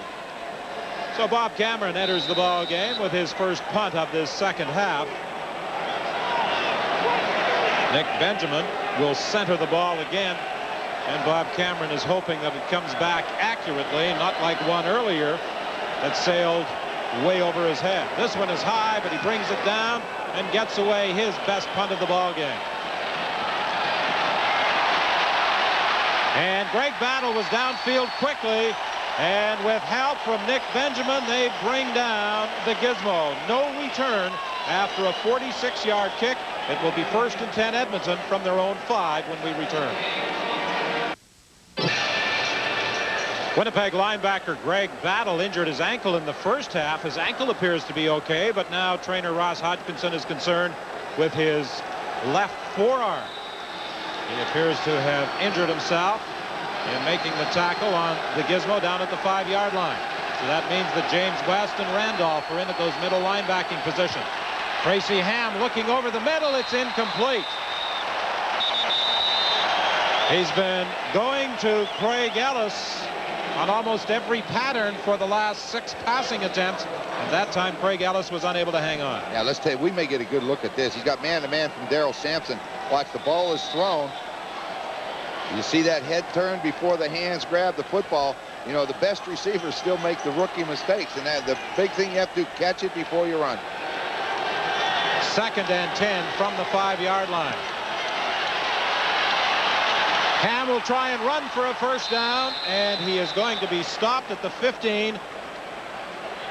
It will be close, depending on where they spot it. James West cut the feet out from under the quarterback, and Joe Faragelli is waiting to see just where that ball is being spotted before he makes a decision. Well, James West gets to play now. You know, he's been filling in and alternating, but we know this, he can play. You know, it's really something when you think of how valuable James West was before the season started. When he got injured, he has not been able to get his starting job back. So that tells you how well that set of linebackers play together. There were many people who anticipated that the Winnipeg Blue Bombers may have problems with James West out of the lineup. In fact, they continued to play pretty well. They played super. Well, you know this very quickly. Any coach is going to put his best players on the field. And if those linebackers are playing that well, he can't get in there, you know they're doing a job. Faragelli isn't talking about the fish he caught. He wants to know how far they have to go. Not very much, maybe a half a yard. They should be able to get this. This could be a key play, though. Short yardage offense is in there. Tracy Ham will keep. A couple of Winnipeg defenders were diving over the top, but they couldn't prevent Ham from getting out beyond the 15-yard line with what should be a first down. On the Winnipeg bench, here's the short list of Greg Battle's ailments. Late in the first half, he suffered a case of turf toe. He changed his shoes to a bigger pair at halftime, so that's not bothering him as much right now. And he's bruised his left wrist, but neither injury is serious enough to keep him out. He's just gone back in. Yes, and James West comes to the sidelines with Battle moving into that middle linebacking position for Winnipeg. 11:09, the time remaining in the third quarter. Ham almost had problems with that exchange from center. Ham is going to run the ball again out to the 25-yard line, about 2 yards short of a first down. Ron, with the heat in this building, do you think that the Winnipeg Blue Bombers defensively, with all the running around they're being forced to do and chasing Tracy Ham, are going to encounter some problems in the fourth quarter? You know, that could be a factor. They have done a lot of running, and it looks like that's going to be the name of the game for the rest of the 2.5 quarters, I guess, that we have left, or 1.5. They're going to have to chase him, and those linebackers will get tired. Might be a good time to put Steve Taylor in and let him run around and really tire him out. Ham has carried 8 times for 60 yards. On second down, he decides this time to give the ball to Blake Marshall, and he powers his way to the 30.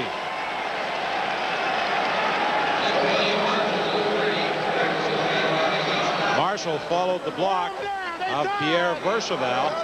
Winnipeg had sent in a short yardage defense. Leon Hatziano now comes out, and Les Brown goes into the ball game for Winnipeg.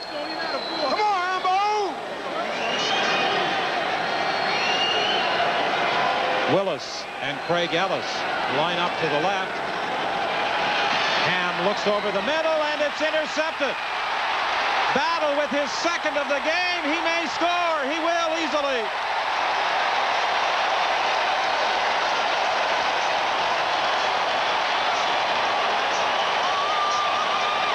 A 31-yard interception return for Greg Battle. You know what normally is a very, very safe play. A back checks out of the backfield and turns and faces the quarterback, and you throw it at him.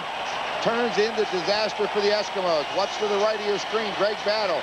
The ball's going to be thrown right at Michael Souls, but all of a sudden Battle takes it right out of his hands, and now it's an easy run for the end zone. He looked like a running back as he broke away from the tackle attempt of Blake Dermott and sprinted to the end zone. So with his second interception, Greg Battle puts the Winnipeg Blue Bombers in front by a 16-4 margin, and Trevor Kennard will add the 17th point. 9:44 is the time remaining in the third quarter. The Winnipeg Blue Bombers leading 17-4. Battle's interception return is certainly worth diagramming in our CBC playbook. Well, if you look at Greg Battle at the bottom of the screen, number 34, he's going to be looking at Michael Souls, number 32, coming out of the backfield. All right, Michael Souls will come straight down the field and run a hook pattern. Greg Battle just drops into his zone, and he watches Tracy Ham. When Tracy Ham turns his head, all he does is react. Right here, as the ball's thrown, he reacts to the football, just takes it out of his hands, and from then on, it's game over. He just jogs in for a touchdown.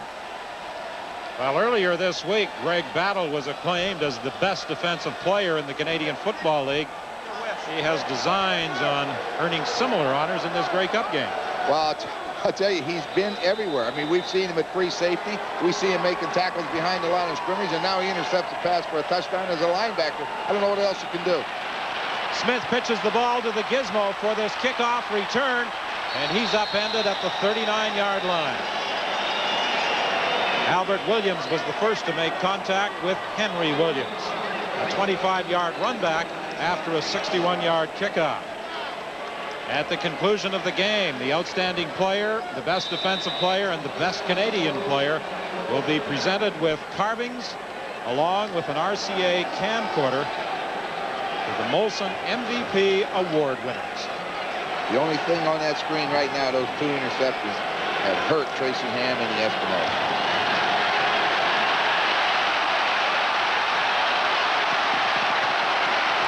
Ham is caught by Quincy Williams.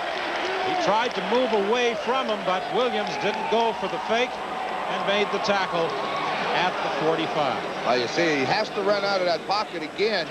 Tyrone Jones coming on a blitz. You see Blake Marshall takes him on. Number 22, he hangs on, and then Michael Souls is there to double team him and turf him, put him on the ground. But still, the pressure and the coverage downfield forces Tracy Ham to run. 2nd and 5, and movement at the line of scrimmage. Tracy Ham had started back, but he didn't have the football, and that brought the Winnipeg defensive unit procedure against Edmonton. Yeah, when he put the hands under the center and he came out from behind there without the football, automatically illegal procedure, because, you know, you can't play tricks on the defensive line. I think Tracy just messed up. Edmonton number 8, still 2nd down. We said earlier that Tracy had learned to manipulate the count. You think they may be having problems in that area? Oh, yeah, you know, sometimes quarterbacks forget counts. I mean, I know it sounds hard to believe. He calls it, but sometimes they forget it. Out of the hands of Craig Ellis. Again, he had found that open spot in behind Darrell Sampson. And the Eskimos will be forced to punt with 8:32 remaining in the 3rd quarter. Darrell Sampson does a good job, though. I mean, sure, he finds the open area, but watch Darrell Sampson close on the football. I don't think he touches it as he goes in front. I think he did tip it just a little bit, and that's why Craig Ellis wasn't able to catch it. Well, I'll tell you, that's good defense when you can come from behind, cut it in front, and still get your hand on the ball.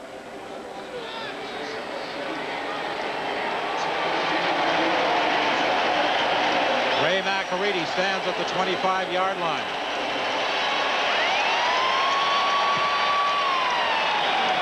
Another good kick that Eric Streeter will take at his own 28.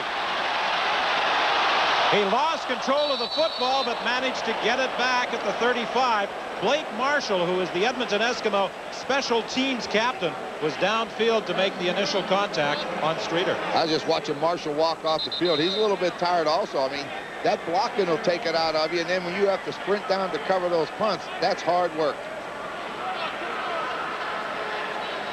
Matt Pierce is the injured Winnipeg player.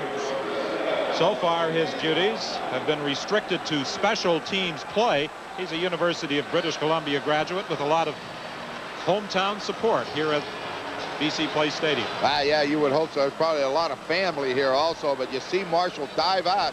Just manages to tick the ball a little bit. He almost got to the wall. They had the wall set pretty well, and you can see Pierce standing up there. I think what happened when Streeter went down, he rolled into the back of the legs of Pierce. We talked about Blake Marshall and his work on special teams.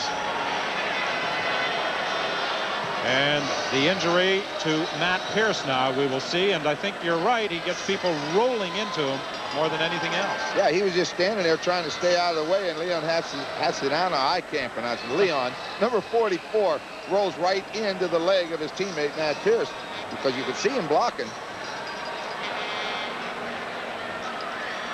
Len Amy, the equipment man for the Winnipeg Blue Bombers, out there with therapist Ross Hodgkinson helping Matt Pierce off the field. 22 years in that capacity. He said next year will be his last. He's going to retire. Well, he must like it to be there that long, and, you know, it's something when he makes the plan to retire. He still may not retire. Now he says he will after another year, but we'll see. Well, there were a number of Saskatchewan fans who thought they would be making the trip to Vancouver to cheer on their beloved Rough Riders in a second straight Grey Cup appearance, but the Edmonton Eskimos took care of that in the Western semifinal. 1st and 10 from the 35-yard line. Burgess to Hall at the 50 for a Winnipeg first down. That's an excellent route. Lee Hull just drives Keith Gooch downfield, takes him deep, then he just curls, comes back to the quarterback. And as we said, Burgess is very accurate. He hits him right on the numbers. Steps up, makes the throw. You see, Gooch has pretty good position on him, but when you're that accurate, it's very difficult to stop. 7:24 remaining in the third quarter. 17-4, Winnipeg leading Edmonton. Burgess is going deep for Perry Tuttle to the 5.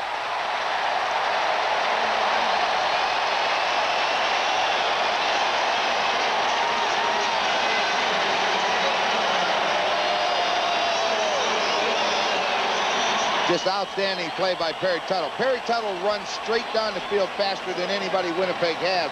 All he does is get a zone split right up the seam. And who's coming? Enos Jackson takes a bad angle to come to him. It goes over his head, and Perry Tuttle just kept running, and it's thrown far enough. 55 yards to the 5-yard line. Burgess to Perry Tuttle. It's 1st and goal, Winnipeg from the 5, leading by a score of 17-4. Into the end zone, intended for Streeter, and Streeter got tangled up with Andre Francis as he tried to run his pattern. Streeter wants an interference call. I don't really think so. Andre Francis, he gave him the bump to the outside, and then I think from there, we're going to get a good look at it from the end zone. We'll see just what the fans down in the corner were really upset anyway. Let's see. All right, he comes off, going outside. We're just going to lay it up and let him run. Give him the shove, get away from him. I don't really see anything wrong with that. You can hit him. That's a good call by the official. You got to slow him down somehow. 2nd and goal from the 5. Burgess into the end zone. Touchdown, Perry Tuttle.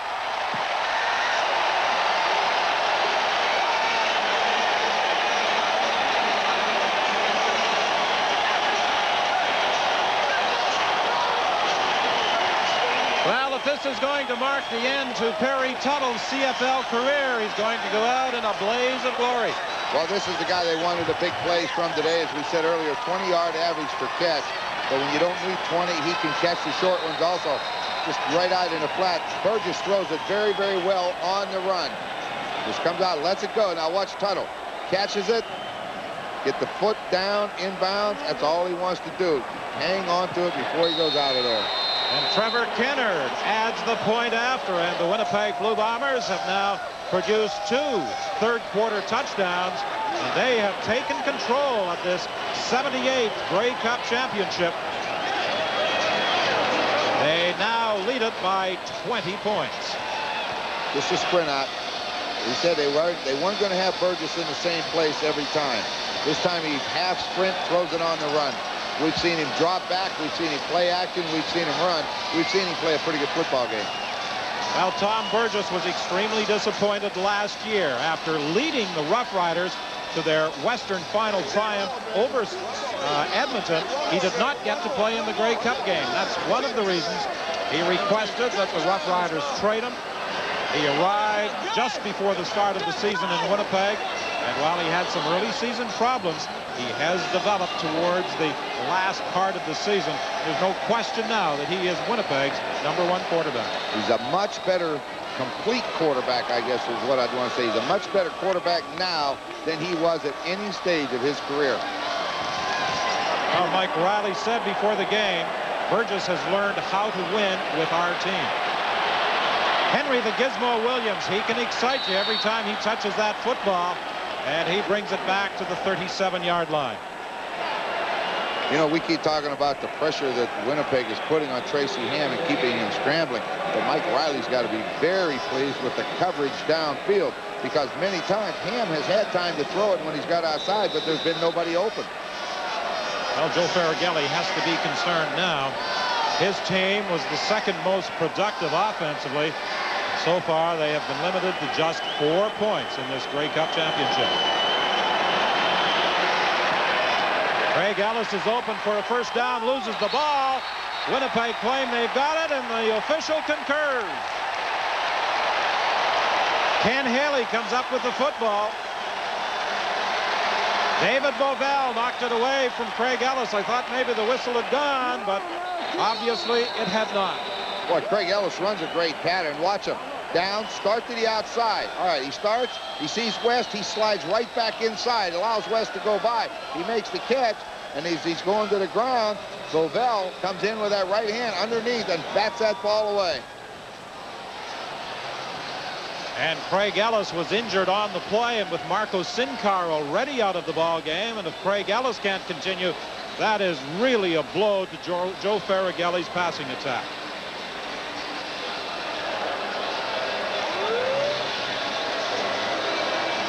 .538 is the time remaining in the third quarter, and Ellis is having a great deal of difficulty as he heads off to that Edmonton bench. Okay, here's where we see Craig Ellis right here. Craig Ellis just goes down, and he's going to break to the outside. But when James West slides by it, Ellis reverses and comes back inside him to catch the football. That's good pass route. Watch him. Comes down. Now, break in.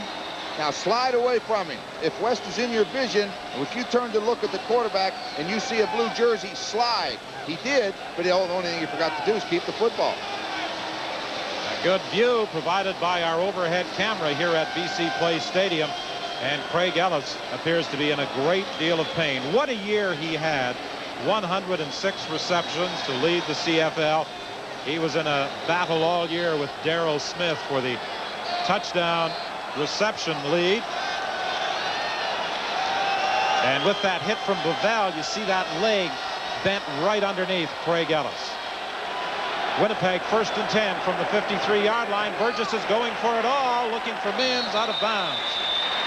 Andre Francis made the interception, but it doesn't cause any difficulty for Winnipeg as he was out of bounds.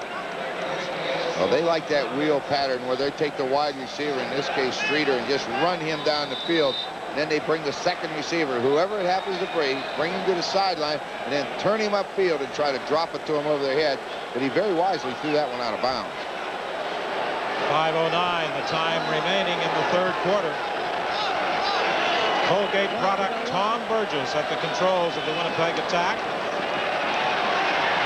Throws deep again for Lee Hull. It's short of the intended receiver, and Winnipeg will be forced to send out the punting unit.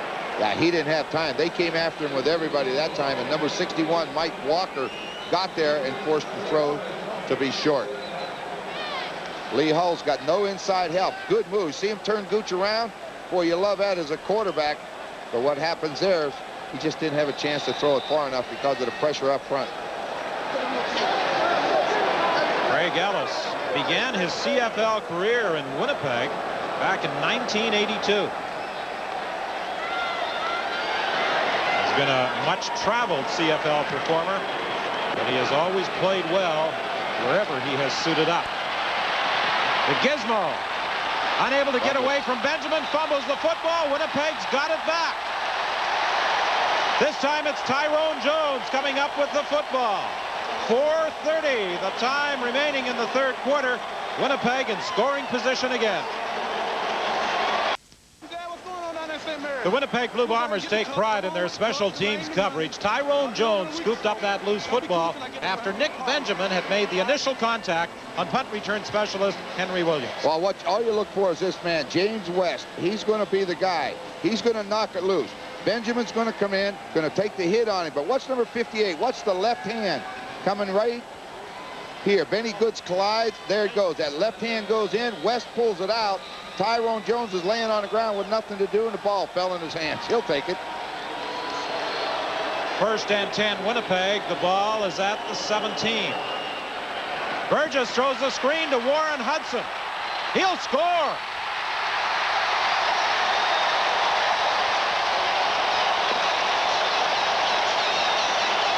Don, we talked at halftime we would see some more screens from Winnipeg because of the pressure. Burgess picked an ideal time to call it.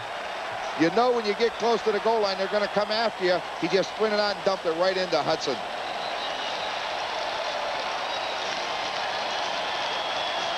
The Winnipeg Blue Bombers have really taken control of this football game in the third quarter. Well, he sprints out to dump to Hudson. Watch the block right here, number 59 on Mike McLean. Hudson just turns upfield and heads to the goal line. That is an outstanding job by that Winnipeg offense, especially Lyle Bauer on McLean. The Winnipeg offense has been much maligned during the course of the year. The first team to finish last in offense, but have the best record in the league at 12-6. But in this Grey Cup game, one would almost think they were the most productive offensive team in the CFL. Well, you know, yesterday we were standing down on the field and we were talking with Cal Murphy. I remember him saying, he said, people are going to be surprised at the number of points that we're going to put on the board. Now, I kind of take that with a grain of salt because every team thinks they're going to put points on the board. But they have shown they can move the football against a very good Eskimo club. Another injury for the Eskimos. Enos Jackson is being helped off the field. 5 turnovers so far in the ball game, and the Blue Bombers have taken advantage. Okay, there's the screen, Don, but watch 59 to the left of your screen. Excellent job. Coming up again, Steve Rowe, the Huskers, 57, and Hudson just gets in behind those two big guys, and he's in standing up. A great job. When Warren Hudson was acquired by Winnipeg from Toronto, he was a little undecided early in the year if he was going to report. I'm sure right now he's absolutely delighted that he made the right decision. He's being used so much differently now. I mean, he's actually getting the football. He was just another lineman, you know, last year. Now he's catching the football, running with it, but he's still blocking. So he's got to be very pleased with the decision he made. The Blue Bombers lead by 27. Let's bring in Steve Armitage. Don, what little offense the Eskimos have been able to generate has been Tracy Ham to Craig Ellis. Well, Ellis came off with an ankle injury. It's a sprained ankle. He asked the trainer to tape him up. He wants to get back into this game. So expect to see Craig Ellis back into the game with a slightly injured ankle. The Edmonton Eskimos coming into this game, Steve, were hoping to be the first team in Canada to ever score a double-double. In 1987, they won both the Grey Cup and the Stanley Cup. The Edmonton Oilers winning hockey's most cherished trophy. In 1947, Toronto Maple Leafs did it. So did the Argos that year. In 1977, the Montreal Canadiens and the Montreal Alouettes combined for the double. So the Eskimos were hoping to score a double-double this year, with the Oilers winning the Stanley Cup this past spring. You know what's surprising about the game, too, Don, is that they have taken advantage of every turnover the Eskimos have shown them. I mean, they were in the football game, I think, at halftime. Nothing to it. 6 points, 10-4. They come out and they turn it over. Burgess don't waste any time. He gets a chance right to the jugular. They put it in the end zone. That's a sign of a good football team that takes advantage of opportunities. 31-4 is the score. Certainly in contrast to the Grey Cup games we have witnessed over the past 3 years, where they've gone down to the final play before we had a decision. Although this one is not over yet. Still 4:15 remaining in the third quarter, but there's no question the Winnipeg Blue Bombers have a hand on the Grey Cup. Yeah, one half of it's theirs for sure. They got a good lock on it. James West on the special teams, down there to make the tackle on the gizmo on the sidelines. Let's bring in Scott. Don, here at the Winnipeg bench, Perry Tuttle's touchdown catch was not without its price. He has sprained, he thinks, his left knee. He's going to try and finish the game, but realizes that if he can't, he may already have done his job for the Bombers on this day. Tough game for the slot backs on both sides, with Sincar and Ellis injured. On the Edmonton side of the field, Perry Tuttle having some problems on the Winnipeg bench. 1st and 10 from the 38-yard line. Tracy Ham to the sidelines to right. Knocked down by Les Brown with a gain of about 10. Just a sprint out by Tracy Ham, and number 71, Keith Wright, just goes down and turns to the outside. Watch him. Les Brown just sits, drive him off. See, that's a zone defense. Les Brown's just sitting back. He's going to let him catch the football. The biggest mistake you can make on that is to come up and gamble with a big lead. Don't allow him to have a big play. Brown let him have the catch. Edmonton going with a no-huddle offense, and on the sidelines, Larry Willis makes the catch in front of Rod Hill. We're going to see a little bit more zone defense now out of the Bombers, I believe. Make them earn them. Don't give them the big plays. 31-4 should be enough points to win the football game. Larry Willis, last year with Calgary, came over to the BC Lions this year with the coaching change. He was traded to the Edmonton Eskimos. And on second down, Blake Marshall powers his way for a first down, tackled by Quincy Williams.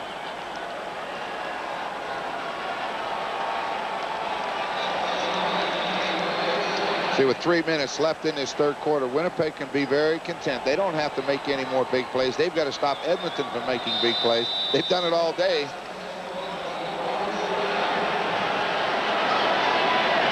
First and 10. Watch out. Incomplete on the sidelines. It was intended for Wright. Les Brown was over defending. And Les Brown is an interesting story. An All-Canadian a couple of years ago with the Hamilton Tiger Cats. Cut by the Ticats. He went to Edmonton, couldn't get a job there. Moved on to the Winnipeg Blue Bombers and has developed into an Eastern All-Star. Well, he was considered one of the better ones in the league every one of those years. And ran into some problems in Hamilton. Edmonton, he had some tough competition there. But here, he's found a home again, and he can play. Well, we talked about Craig Ellis. We heard Steve say that he was going to try and get back into the ball game, and indeed he has for a first down. There's also a penalty flag on the play. A holding call against the Eskimos will negate the toss from Ham to Craig Ellis. It's interesting, 21 third quarter points, a Grey Cup record for the least productive offensive unit in the CFL. I don't think anybody would have expected that, but Edmonton number 57. Second down repeated. The only one I think would expect it to be Tom Burgess. I mean, he knows he can put points on the board. He didn't waste much time in this third quarter. The ball comes back to the 50-yard line.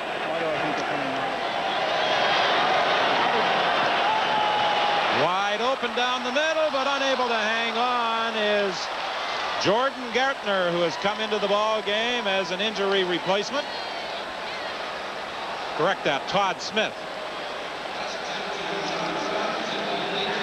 That was a pretty good job by Ham. Ham looked to his right, and that froze Dave Bavell, allowed Todd Smith to get up that seam ahead of Ken Haley, and then, as you saw, just went off of that left hand. Got to go out and get that, though. I mean, you needed big plays, and these are the games to make them in. Last week he had 7 receptions, the most he's ever had in a game, and this one he just couldn't pull it in. On third down, McElready from his own 35-yard line.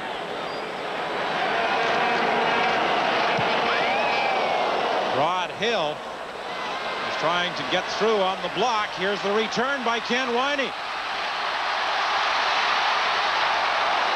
And Jordan Gartner is there to make the tackle at the 48-yard line. That might be one of the best returns of the entire season for the Winnipeg Blue Bombers on their punt return unit. 41 yards. I haven't seen him do that all year, so that probably is the best. But it just seems like today, Don, everything's going the Bomber way. Watch the wall set up. Winey starts to his right. Street is going to help him. There's one block, but look at the room that he's got to move. Coming in there.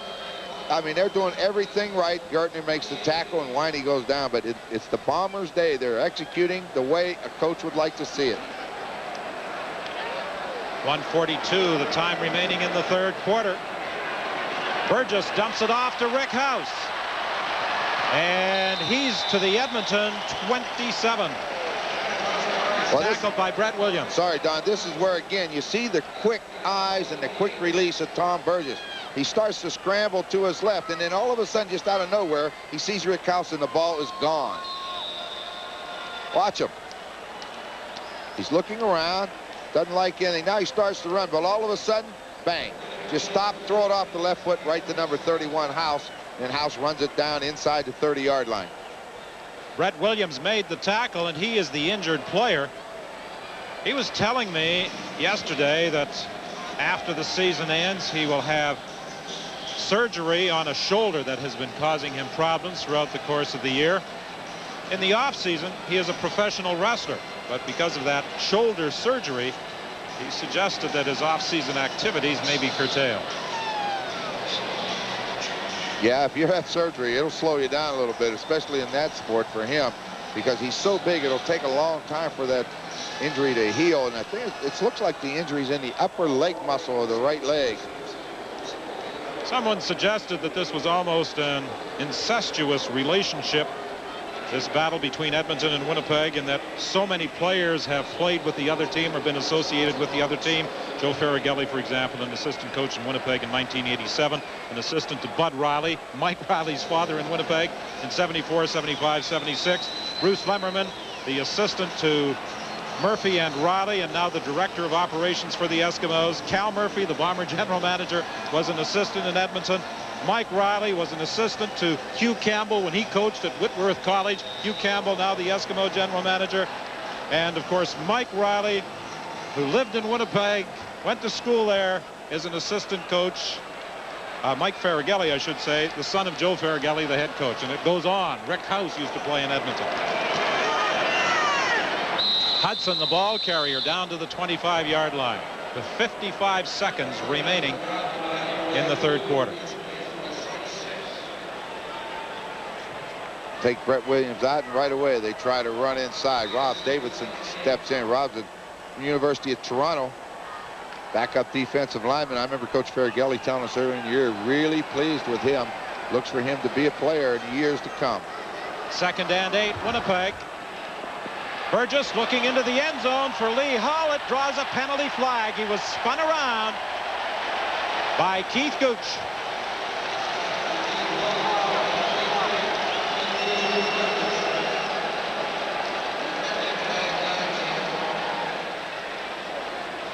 Forward pass interference.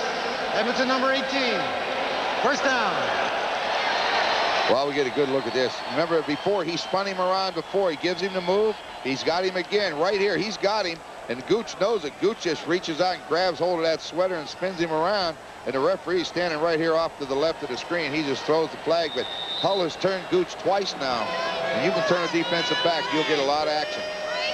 It will be 1st and goal, Winnipeg, from the 3-yard line. The report on Williams is that he has a bruised thigh. 14 seconds remaining in the third quarter. Robert Mims is stopped short of the goal line with 7 seconds remaining. Keith Gooch came up to make the hit.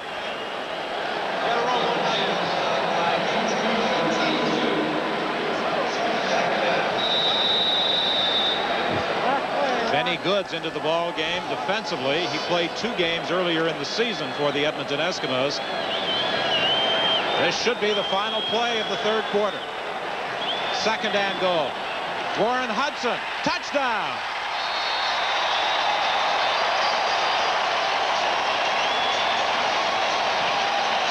His 2nd touchdown of the ball game, his 2nd of this quarter. And the Winnipeg Blue Bombers have really obliterated the CFL Grey Cup record for third quarter scoring.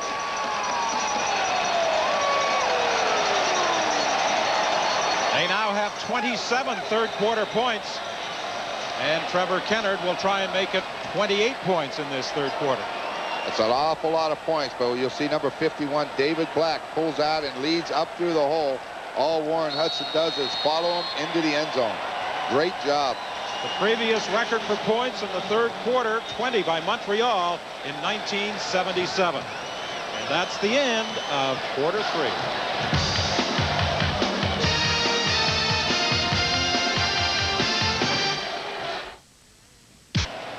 It was only a 6-point ball game 15 minutes ago.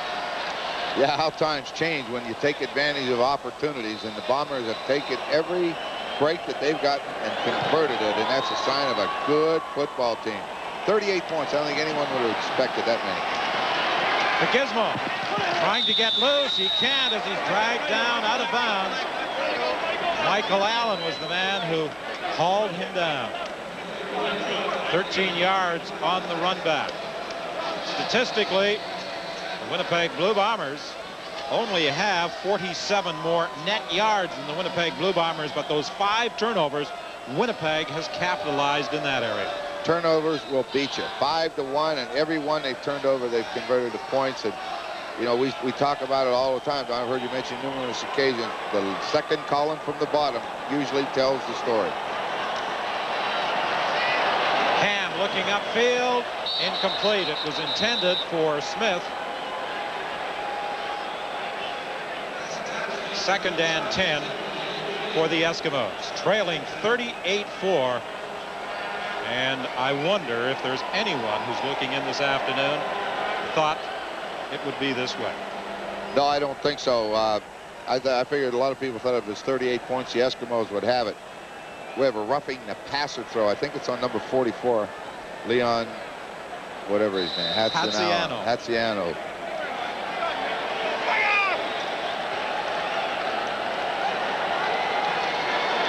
1st and 10 from the 50-yard line.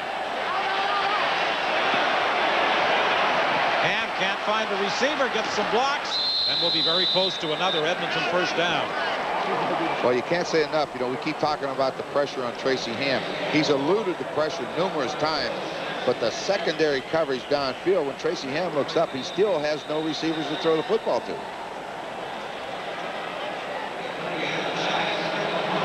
Randolph was in initially. Ham got outside him and then picked up some blocks inside, one of them by Rod Connup, and he is just short of a first down at the 50-yard line. James West, who missed 7 games this season because of that broken arm, appears to be the player who was injured on that tackle. On the sidelines, let's bring in Scott Oak. Well, Don, this lull in the proceedings affords us the opportunity to explain the empty seats here at BC Place. At the start of our Grey Cup coverage today, we said a full house was expected at BC Place. CFL comptroller told me a few moments ago that as of yesterday, 5,500 tickets were unsold. So this game would have required a 5,000 walk-up crowd at least for a sellout. Obviously, did not get it. And in addition to those 5,000 tickets that were left, obviously many people who had tickets have not shown up. There are a lot of empty seats here at BC Place, and what the fans are missing is an awesome display by the Bombers. The Eskimos might be just as happy that the fans aren't here, though.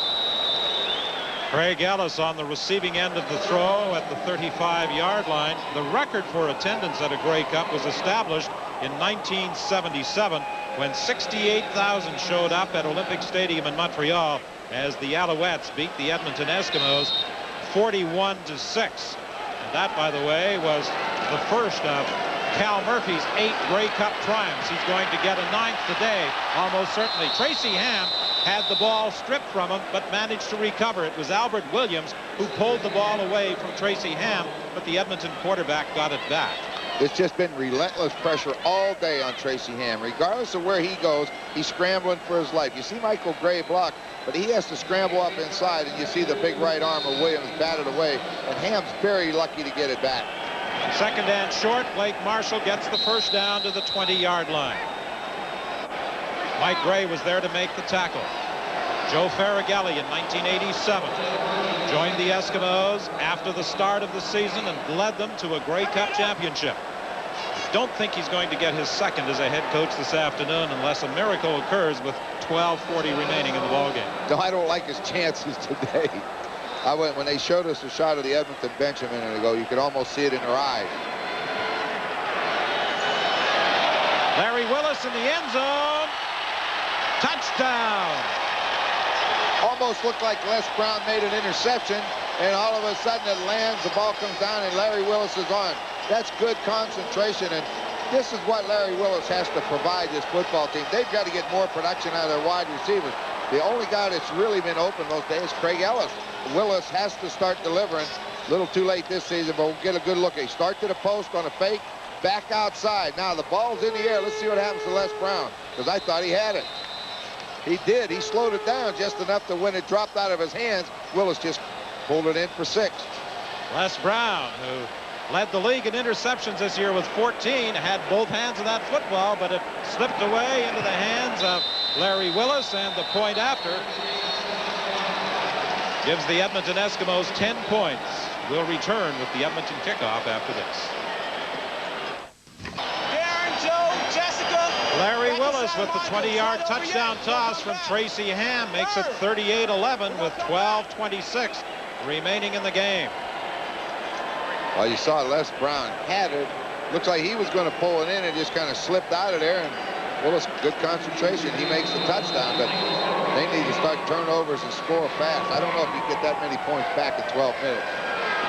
Ken Haley from the 20-yard line on this kickoff return.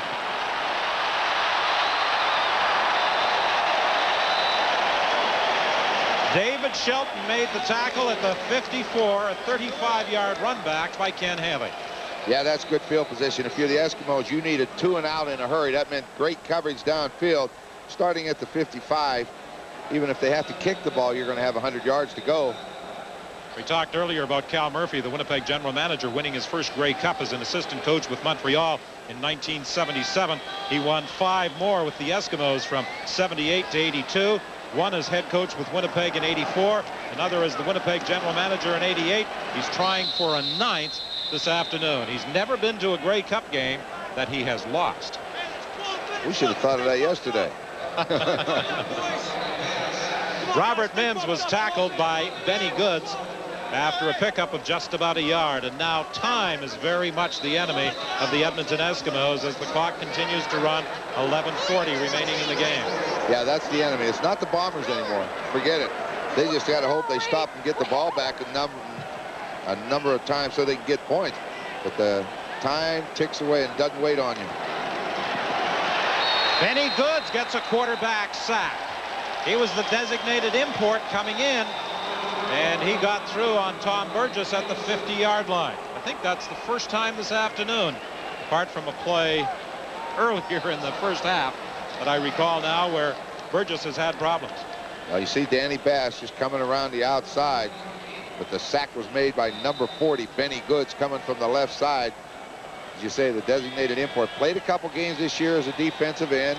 Now he's in there as the backup linebacker. When the injury came last week to Jeff Braswell, that enabled him to be on the roster for the Grey Cup.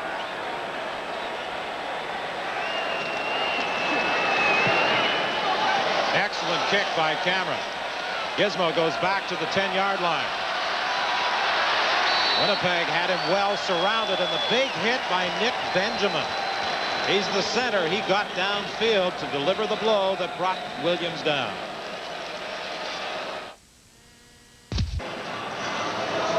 We talked earlier about Cal Murphy and his 8 Grey Cup rings. Brett Williams doesn't have 1. And he's been around the CFL for a few years. Cal Murphy, the Winnipeg general manager, sitting in the press box observing this game. Hugh Campbell, the Eskimo general manager, on the other side of that partition. As you look at the 2 GMs, it'd be a little difficult from that picture to tell which one was leading and which one was trailing by 27. Yeah, that was Hugh's wife, Louise, sitting with him. Good friends of mine, playing days. He's not going to be real happy about this one, but hey, the better team's wearing blue today. The ball comes loose under the pressure of Tyrone Jones, and the Eskimos get it back. It was McConnell who pounced on the football after Tyrone Jones took it away from Tracy Ham. We'll get a better look at it on the reverse angle camera. Well, he's getting the pressure again. Look, Tyrone Jones drives inside. West comes around. He's trying to go deep, and now as he steps away, Tyrone Jones gets one hand out there, and as he reaches around him, he knocks the ball with the right hand, and it falls to the ground. And on the 1-yard line, the Eskimos are going to have to come up with something. He was looking deep that time for Keith Wright, but he had double coverage. Ham being chased in the end zone and down by James West for a safety touch. Well, James West just lined him up, and it was like just dove right out, laid out in midair, and just dropped him. He looked like a panther stalking its prey. He waited back at about the 3-yard line, and as soon as Ham got outside of the contain, he accelerated and belted him. That's what it comes down to. Who's going to make the first move? Watch him. He's waiting. He's waiting. Let Ham make the move. Ham made the move to try to go outside. He just laid out and dropped him. That's what you have to do, because a quarterback wants you to make the first move so he can step around you. West outweighted him. It's been a rough afternoon for Tracy Ham. He's been the victim of that relentless pressure applied by the best defensive team in the CFL this year. You know, I still like Tracy Ham. Shown me an awful lot today. He's got knocked around a lot. The Eskimos have the Bombers have chased that Eskimo quarterback all over this stadium, and he just keeps coming back. And I think that, you know, no one likes to lose, but he's got to learn something from it, and he's going to learn a big lesson today. Hey, Houston, let me see what Allison Williams in Detroit. All my friends in Detroit. So with the 2 points, the Bombers now increase their advantage to 40-11. And the Edmonton Eskimos are forced to kick off with 9:54 remaining. This will be Mike Riley's second Grey Cup triumph as head coach with the Winnipeg Blue Bombers. And Ken Winey will return the kickoff, but this time he won't get beyond the 33-yard line. Jordan Gertner and Mark Mathis were there to make the tackle. An 11-yard run back after a 53-yard kick. We were talking with Mike earlier today. His father, Bud, the former head coach with the Winnipeg Blue Bombers, came over from the Okanagan Valley along with his mother to watch this game, and Bud's brother Pete came up from Alabama to take in the Grey Cup game. Well, with Pete, I mean, I knew Bud Mary be here, but with Pete, you never know where he's going to show up. He's just one of those kind of free-spirited guys. He got all the way to Vancouver.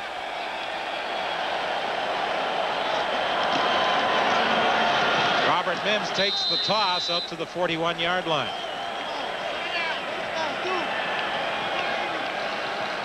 Both Robert Mims and Warren Hudson were Eastern Division All-Stars this year.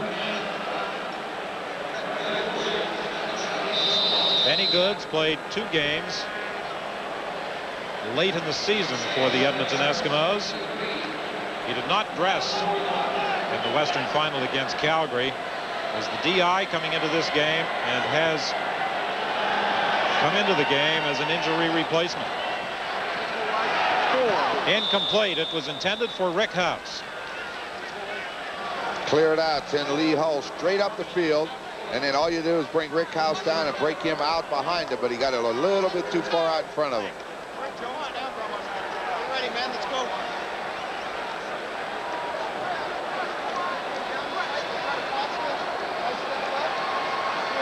This Winnipeg Grey Cup victory will equal the Grey Cup wins of the Edmonton Eskimos. They have engraved their name on the Grey Cup on 10 occasions. Winnipeg had 9 Grey Cup triumphs coming into this 1990 championship.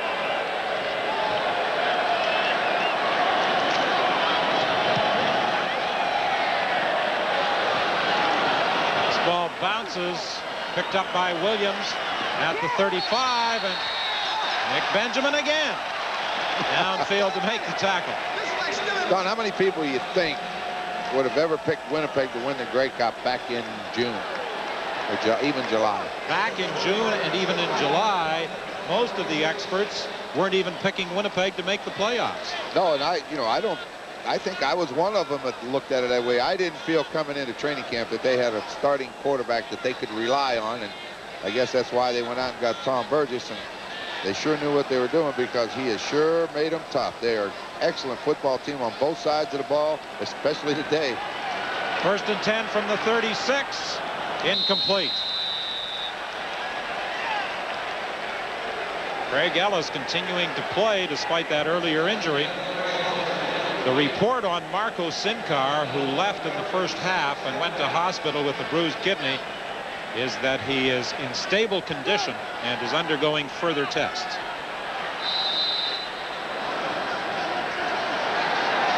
Second and 10.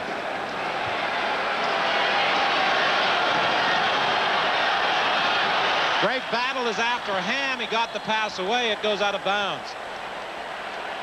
Again, you saw how much time Tracy Ham had to throw the football. He had enough time to throw it. But I look downfield, I can't find a white jersey without a blue one right beside it. And if you give a guy enough time, this is a tough hit for a quarterback to take. What?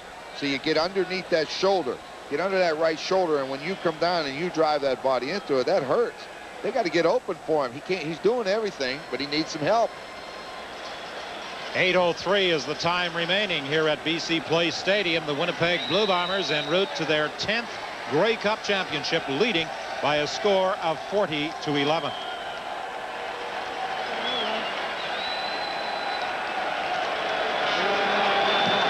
Leon Hatziano was coming up the middle, didn't get there in time. Eric Streeter fields that 3rd down punt. and is downed at the 50-yard line. 7:40 is the time left here at BC Place Stadium. Larry Sainz. 7:40 the time remaining. Here's an interesting stat for you. In 14 possessions, Winnipeg has started 7 of them on the Edmonton side of midfield. Makes it a short field, doesn't it? You get the ball to start on the other side of center field. You don't need very many plays to score touchdowns. 1st and 10 from the 49. Burgess with a good fake. Has an open receiver in Eric Streeter. And he's thrown down by Andre Francis, but in the process picks up a 1st down. Well, that was a good fake, wasn't it? He fooled somebody altogether. That Eskimo came across, never had a chance. Just take your time, come back to the football. When you get that separation, then come back, make the catch.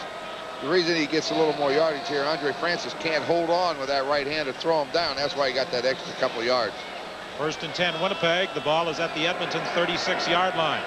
7:07 is the time remaining.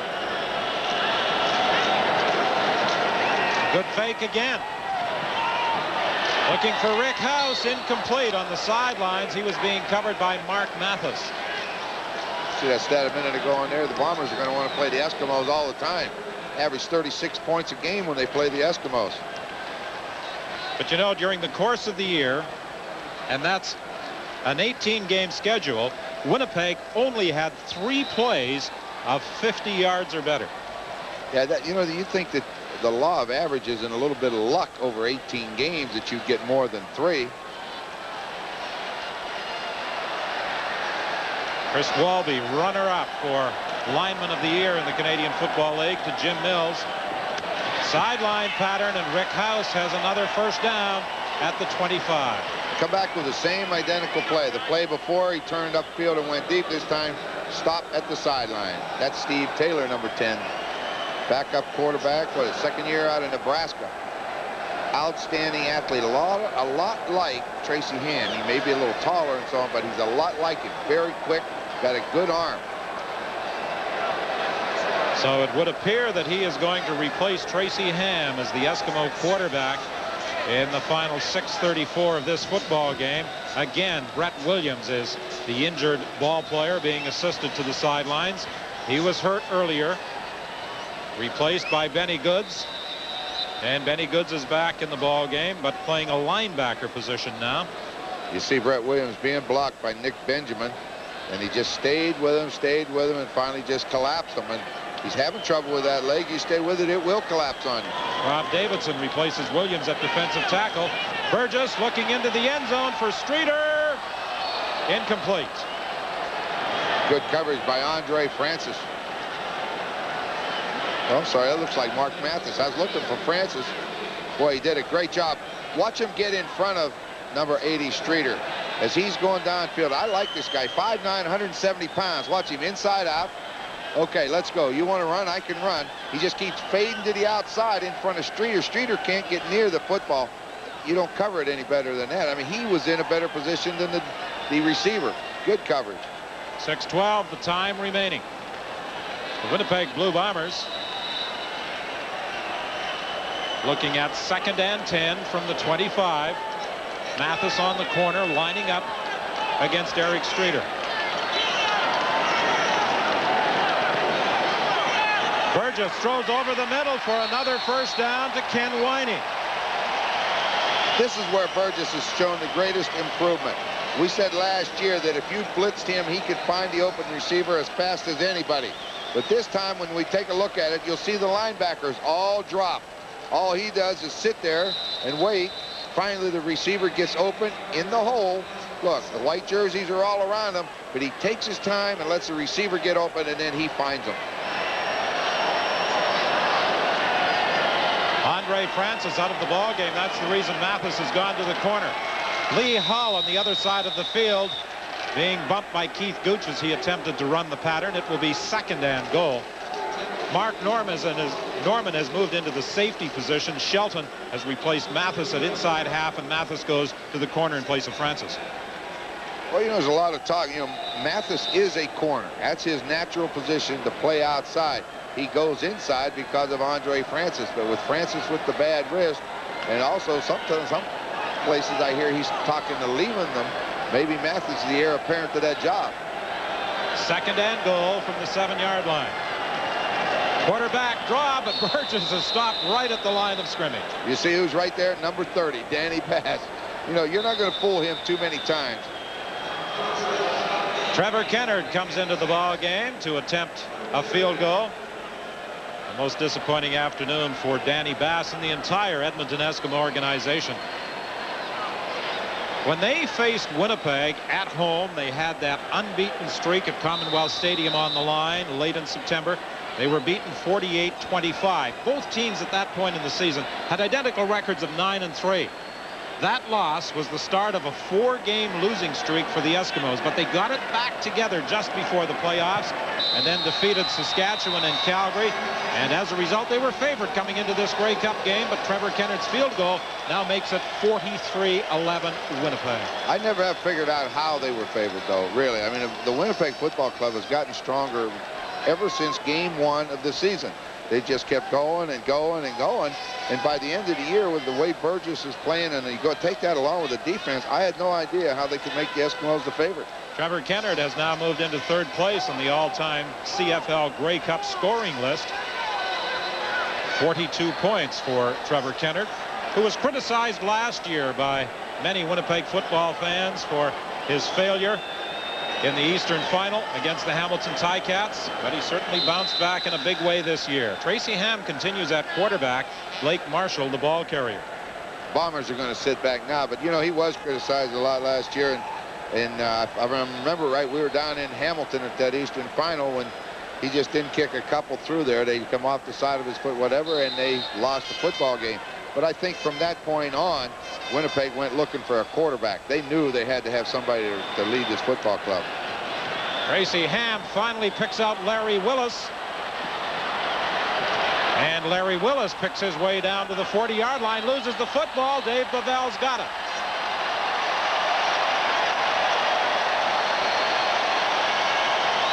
Just another turnover.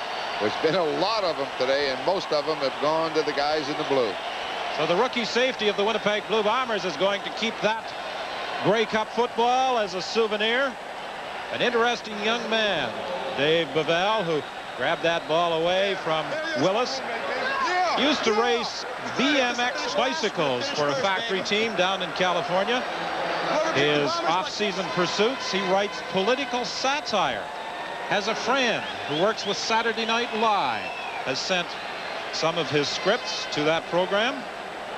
Danny McManus has now replaced Tom Burgess as quarterback of the Winnipeg Blue Bombers.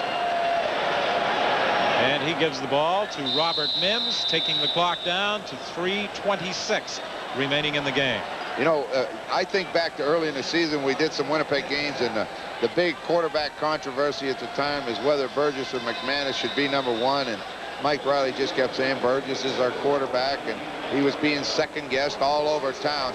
But I think people finally are starting to understand you cannot walk into any professional football league and expect to be the starter. You don't know enough, and Burgess has shown you why. When you put the ball and the job on the line, he has got it done this year. McManus finds Rick House for a first down at the 53-yard line with 2:50 remaining in the game as the Winnipeg Blue Bombers are on their way to their 10th Grey Cup triumph.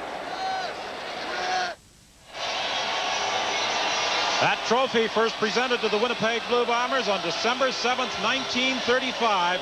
They beat the Hamilton Tigers 18-12 to become the first Western team to win the Grey Cup. Other victories in 1939, 1941, 58, 59, 61, and 62, 1984, 1988, and again in 1990.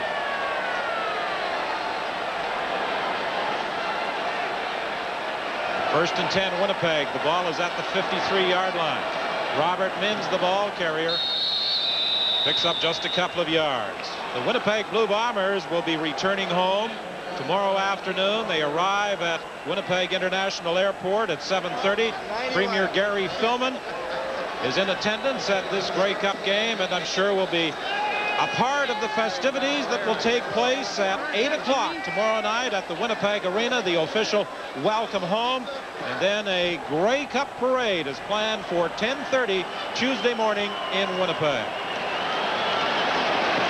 On second down, Rick House is going to pick up the touchdown.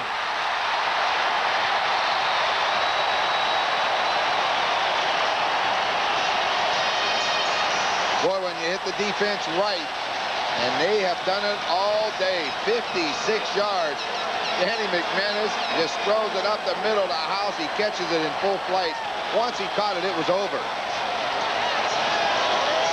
Rick House, the leading receiver during regular season play with Winnipeg, 56 yards for the touchdown. Watch a reverse angle. Gets the good pressure. Larry Ruck is coming. The Shelton cannot run with Rick House, and when House turns it up the field, it was over. McManus made the right read. He saw the safety man try to run with Rick House, and House ducked underneath him right up the middle of the field, and then was gone. Trevor Kennard with the point after.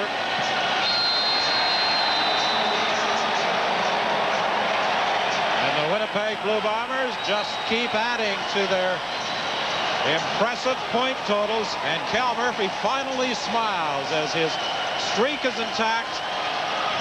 He has yet to participate in a Grey Cup game and lose. This will be his 9th championship. Look at that. Shelton allows House. House came straight at him and then just ducked right under it into the middle, and he was gone. Nothing to it. The last time a team scored 50 points in a Grey Cup game was 1956. Edmonton beat Montreal 50-27.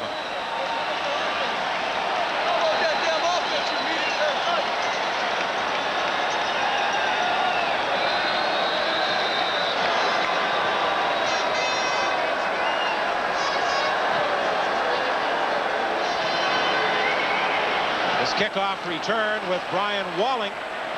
And Walling is tackled by Ken Haley at the 36-yard line. We saw the premier of the province of Manitoba, Gary Philman, a moment ago in 1956. The quarterback for the Edmonton Eskimos was a gentleman by the name of Don Getty, now the premier of the province of Alberta. Well, he won't be real happy with today's outcome, but the Eskimos are a class organization and a good football team. But today, the Bombers have earned it. They have shut the Eskimo offense down. That's what surprised me, that they shut it down so completely.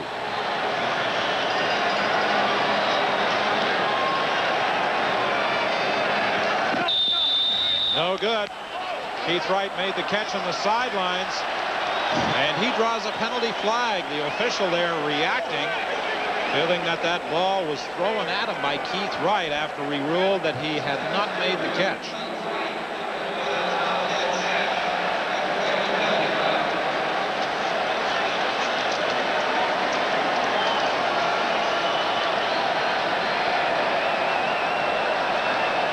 .155 is the time remaining. Taxable conduct. Edmonton number 71. Second down. The ball goes back to the 28-yard line. 50 points posted today by Winnipeg's offense. 50-11 the score. Most people anticipated this would be a low-scoring game. Well, the Edmonton Eskimos have only scored 11, but I don't think anyone anticipated that Winnipeg would put 50 on the board, not in their wildest dreams. Todd Smith escapes James West, and West gets back up and gets involved in the play again. They're still after him. Guys in blue are still after him. I mean, West went after 81. Todd Smith showed great balance as West was flipped right over the top. But the thing is, he had to come back. West got up and got right back in on the play. Only once in Grey Cup history has a team scored in excess of 50 points. And that was Queen's University way back in 1923 when they shut out Regina 54-0. Craig Ellis still in the ball game. Well, a moment ago, Coach Mike Riley got the water bucket dumped in his head. He was intently watching the game and did not see the sneak maneuver by Chris Walby. Offside. Winnipeg number 35. Decline. First down. Chris Walby could just walk up and tell you, I'm going to do it. I mean, he doesn't have, how's he going to sneak up on anybody at his size? 1:30 remaining in the game. This one is out of bounds. Intended for Craig Ellis.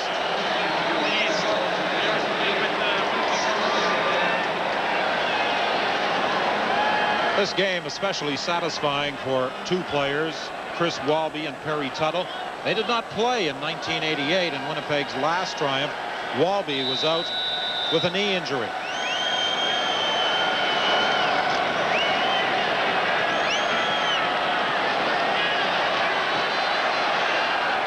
So he's got a lot of time.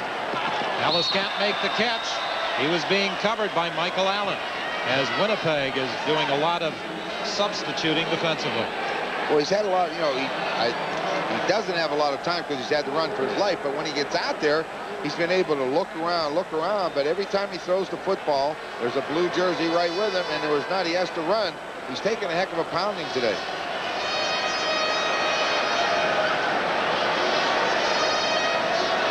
Well, the facial reactions on either side of the field pretty much tell the story of what has taken place here at BC Place Stadium today. The victors and the vanquished. Tracy Ham almost intercepted. Randolph got his hand on that football, and not surprisingly, Tom Burgess has been named the outstanding player of this 1990 Grey Cup game. The best defensive player, Greg Battle, a pair of interceptions, his first, led to the initial Winnipeg points, setting up a field goal by Trevor Kennard just when it appeared as though the Edmonton Eskimos on their first possession were going to drive for a touchdown. Yeah, that may have been the biggest play of the game. You know, Edmonton needed to get something going. They did. First drive down the field.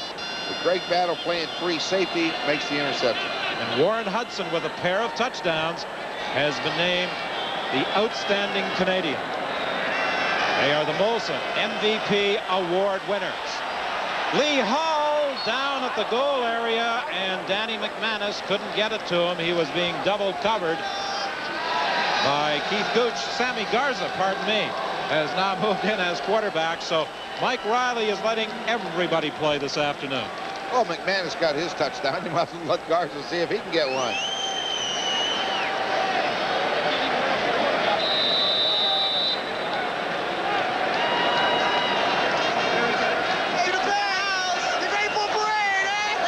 Yes, that parade will take place 10:30 on Tuesday morning.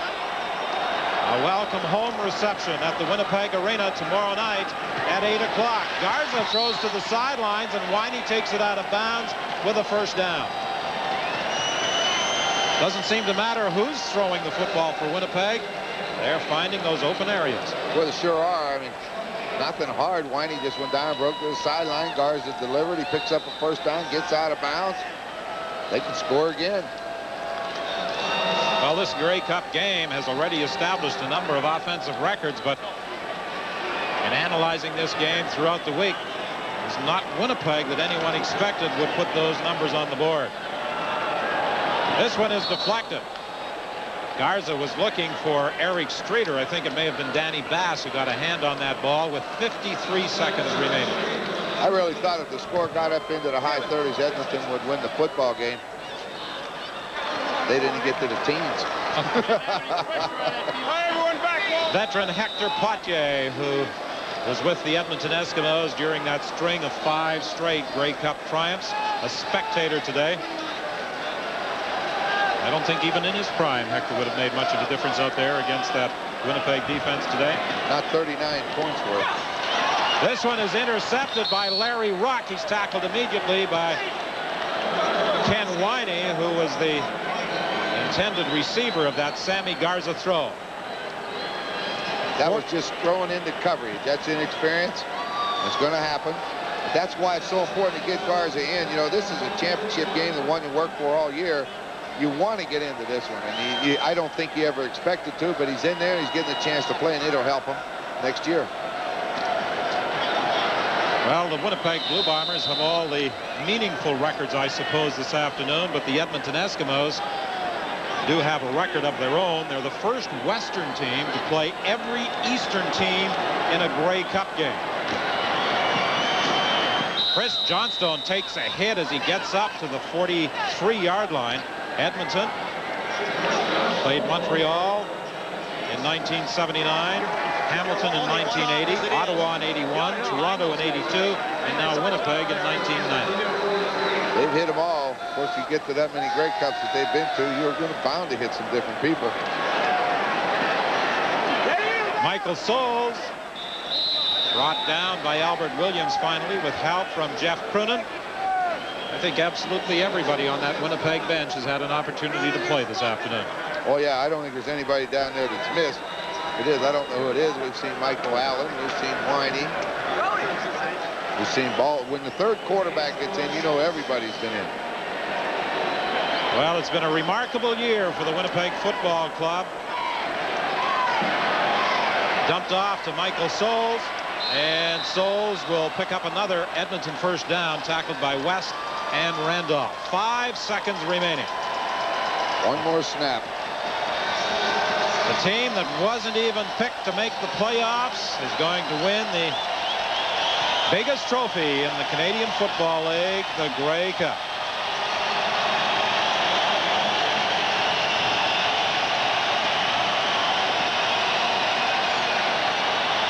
And with 5 seconds remaining, this should be the final play of the ball game.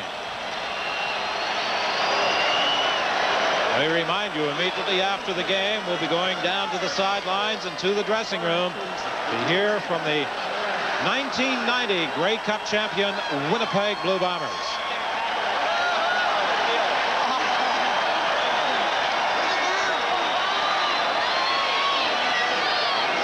Very satisfied Mike Riley. Looks on as Tracy Ham tries to put it in the end zone. Rod Hill intercepts.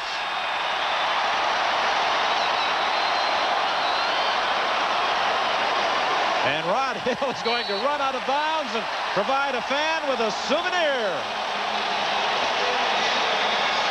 50-11, the Winnipeg Blue Bombers defeat the Edmonton Eskimos in this 78 Grey Cup championship.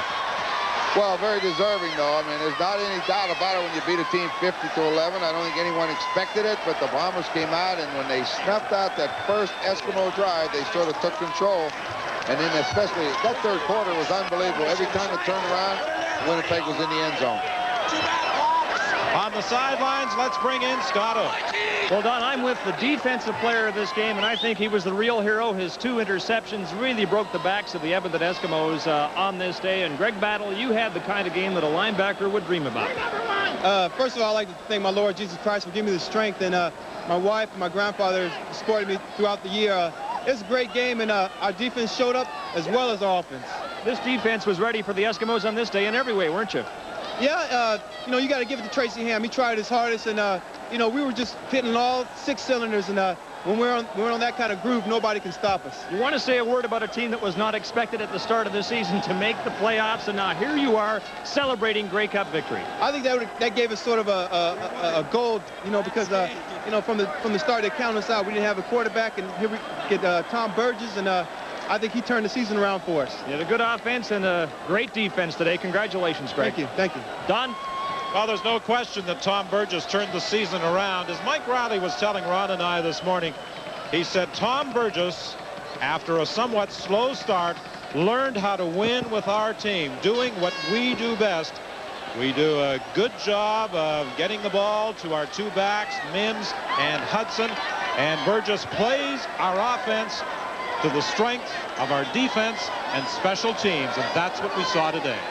Yeah, that's just him maturing as a quarterback. You know, he was a one-dimensional quarterback, so to speak, in Saskatchewan. He wanted the man-to-man coverage with the blitz. He'd hurt you downtown. He has completely changed his style of play this year. Leading Winnipeg to a 50-11 victory, and we'll be back with the Grey Cup presentation after this.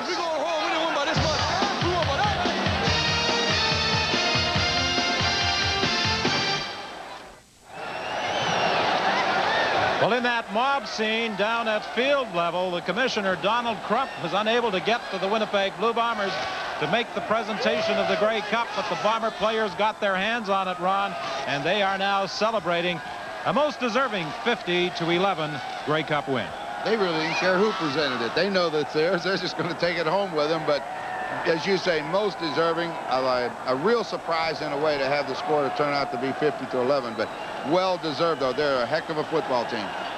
This game was a 10-4 Winnipeg lead at halftime, but 28 third-quarter points put it away. Well, it really did, too, and it happened so quick, you know. Okay, you get a touchdown, that's one thing, but, man, then a turnover, a touchdown, turnover, touchdown. Well, when you look up at the clock and the scoreboard and you see yourself trailing as much as they did, I think the Eskimos knew it was over right there. Winnipeg, after a 20-year drought, won the Grey Cup in 1984. They repeated again in 1988. They won in Edmonton in '84, beating the Hamilton Ticats. They won in Ottawa in 1988, beating the BC Lions, and they beat the Edmonton Eskimos today here at BC Place Stadium. Somewhere down at field level, I believe we have Scott O. Well, Don, I just had to haul Tom Burgess off the shoulders of one of the Winnipeg cheerleaders here. He's surrounded by people celebrating this victory. But, Tom, if it's possible to gather your thoughts here for a second and tell me what you think accounted for this lopsided victory today. I suppose you'd suggest defense, among other things. Oh, hats off to the defense. They did it for us. They've done it for us all year. We did our part. We did our job, but defense wins. Your offense certainly deserves a lot of credit. When you guys got in the groove today, you stayed there. We did our job as the best I can put it. I mean, we kept getting the ball in unbelievable field position, and we were able to put enough points on the board. And we could have scored, 12 points today. The defense wins. The defense did it. Overall, do you want to say a word about a team that wasn't supposed to, in the minds of many of the so-called experts, make the playoffs this year? Hey, this team's number one. I had no doubt we could be number one a long time ago. Okay, congratulations, Tom. You enjoyed this victory. I know you waited last year on the sidelines. Enjoy this one. Oh, thank you very much. Don? Well, that's the scene in the Winnipeg dressing room as the Blue Bombers celebrate this Grey Cup win, and we've got much more still to come from BC Place Stadium after this.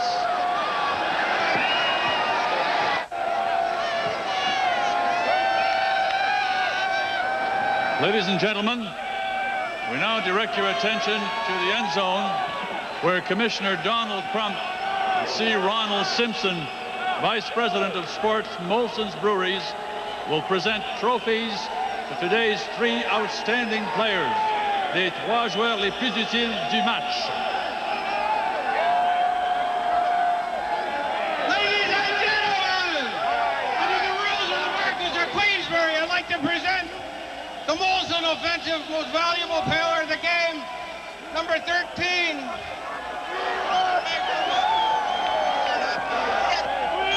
Hudson.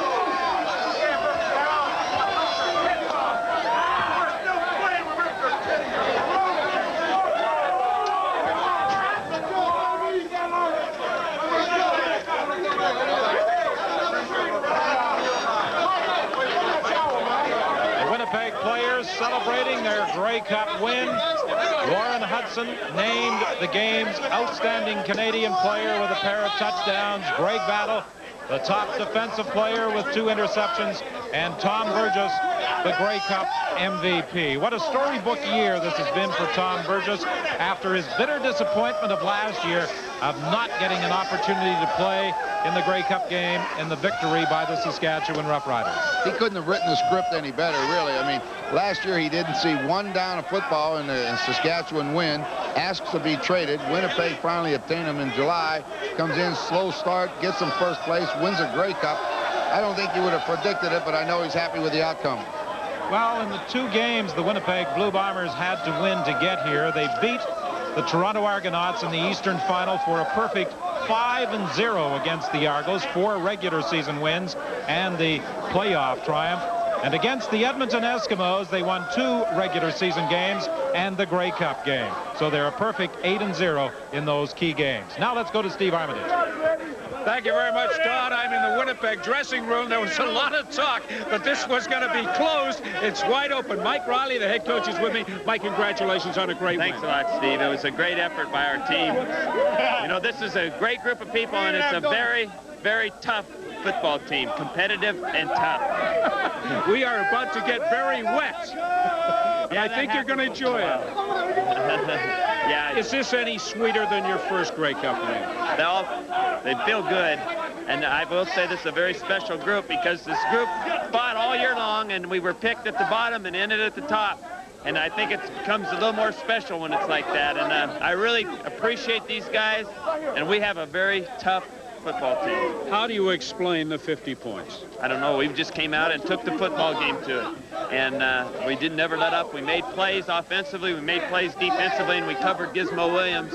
And it was just one of those days where we put it together pretty well. I thought one of the keys was your relentless pressure from your defense. They never gave up. I've never been around a better defense than ours.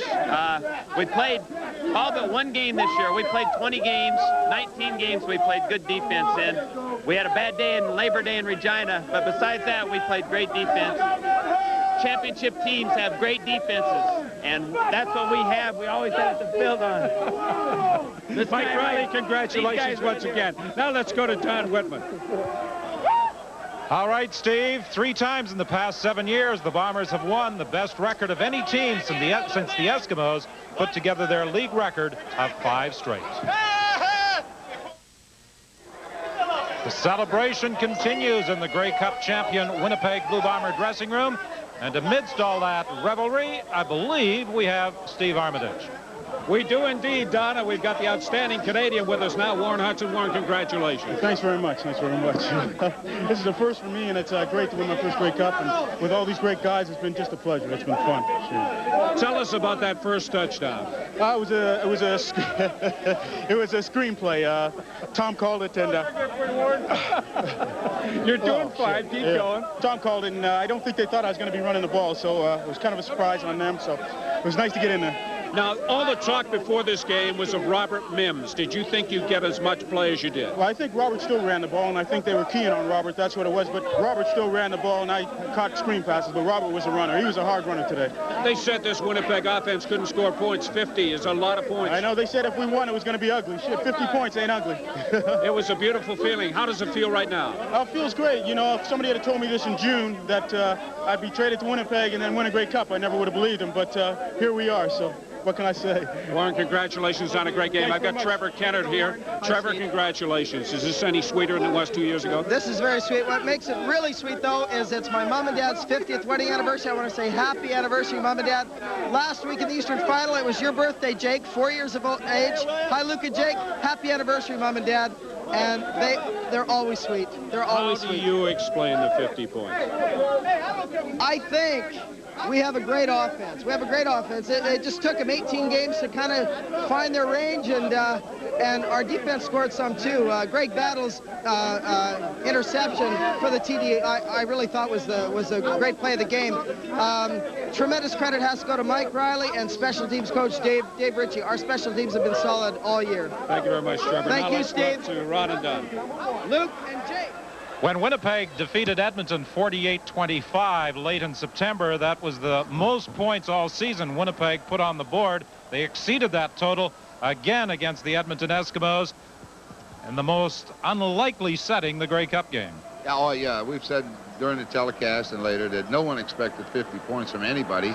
I know I was surprised. I thought they'd win in the 20s, 24, 21, something like that. And as Hudson said, maybe it was ugly, but 50 points isn't ugly. But the surprise, as much as Winnipeg scoring 50 points, is that they were able to limit Edmonton to just 11. They shut them down completely. That was a surprise, you know. I thought for sure they'd get things going, get a few touchdowns late in the second half, but not today. Winnipeg never let up. Back to the excitement of the dressing room, and again, here's Steve Armitage. Thank you very much, Don. Tom Burgess is with me. Tom, you and I talked before the game. You were a little nervous, a little uptight. This has to be, I would think, the dream come true for Tom Burgess. Yep. What more do you care to elaborate on that?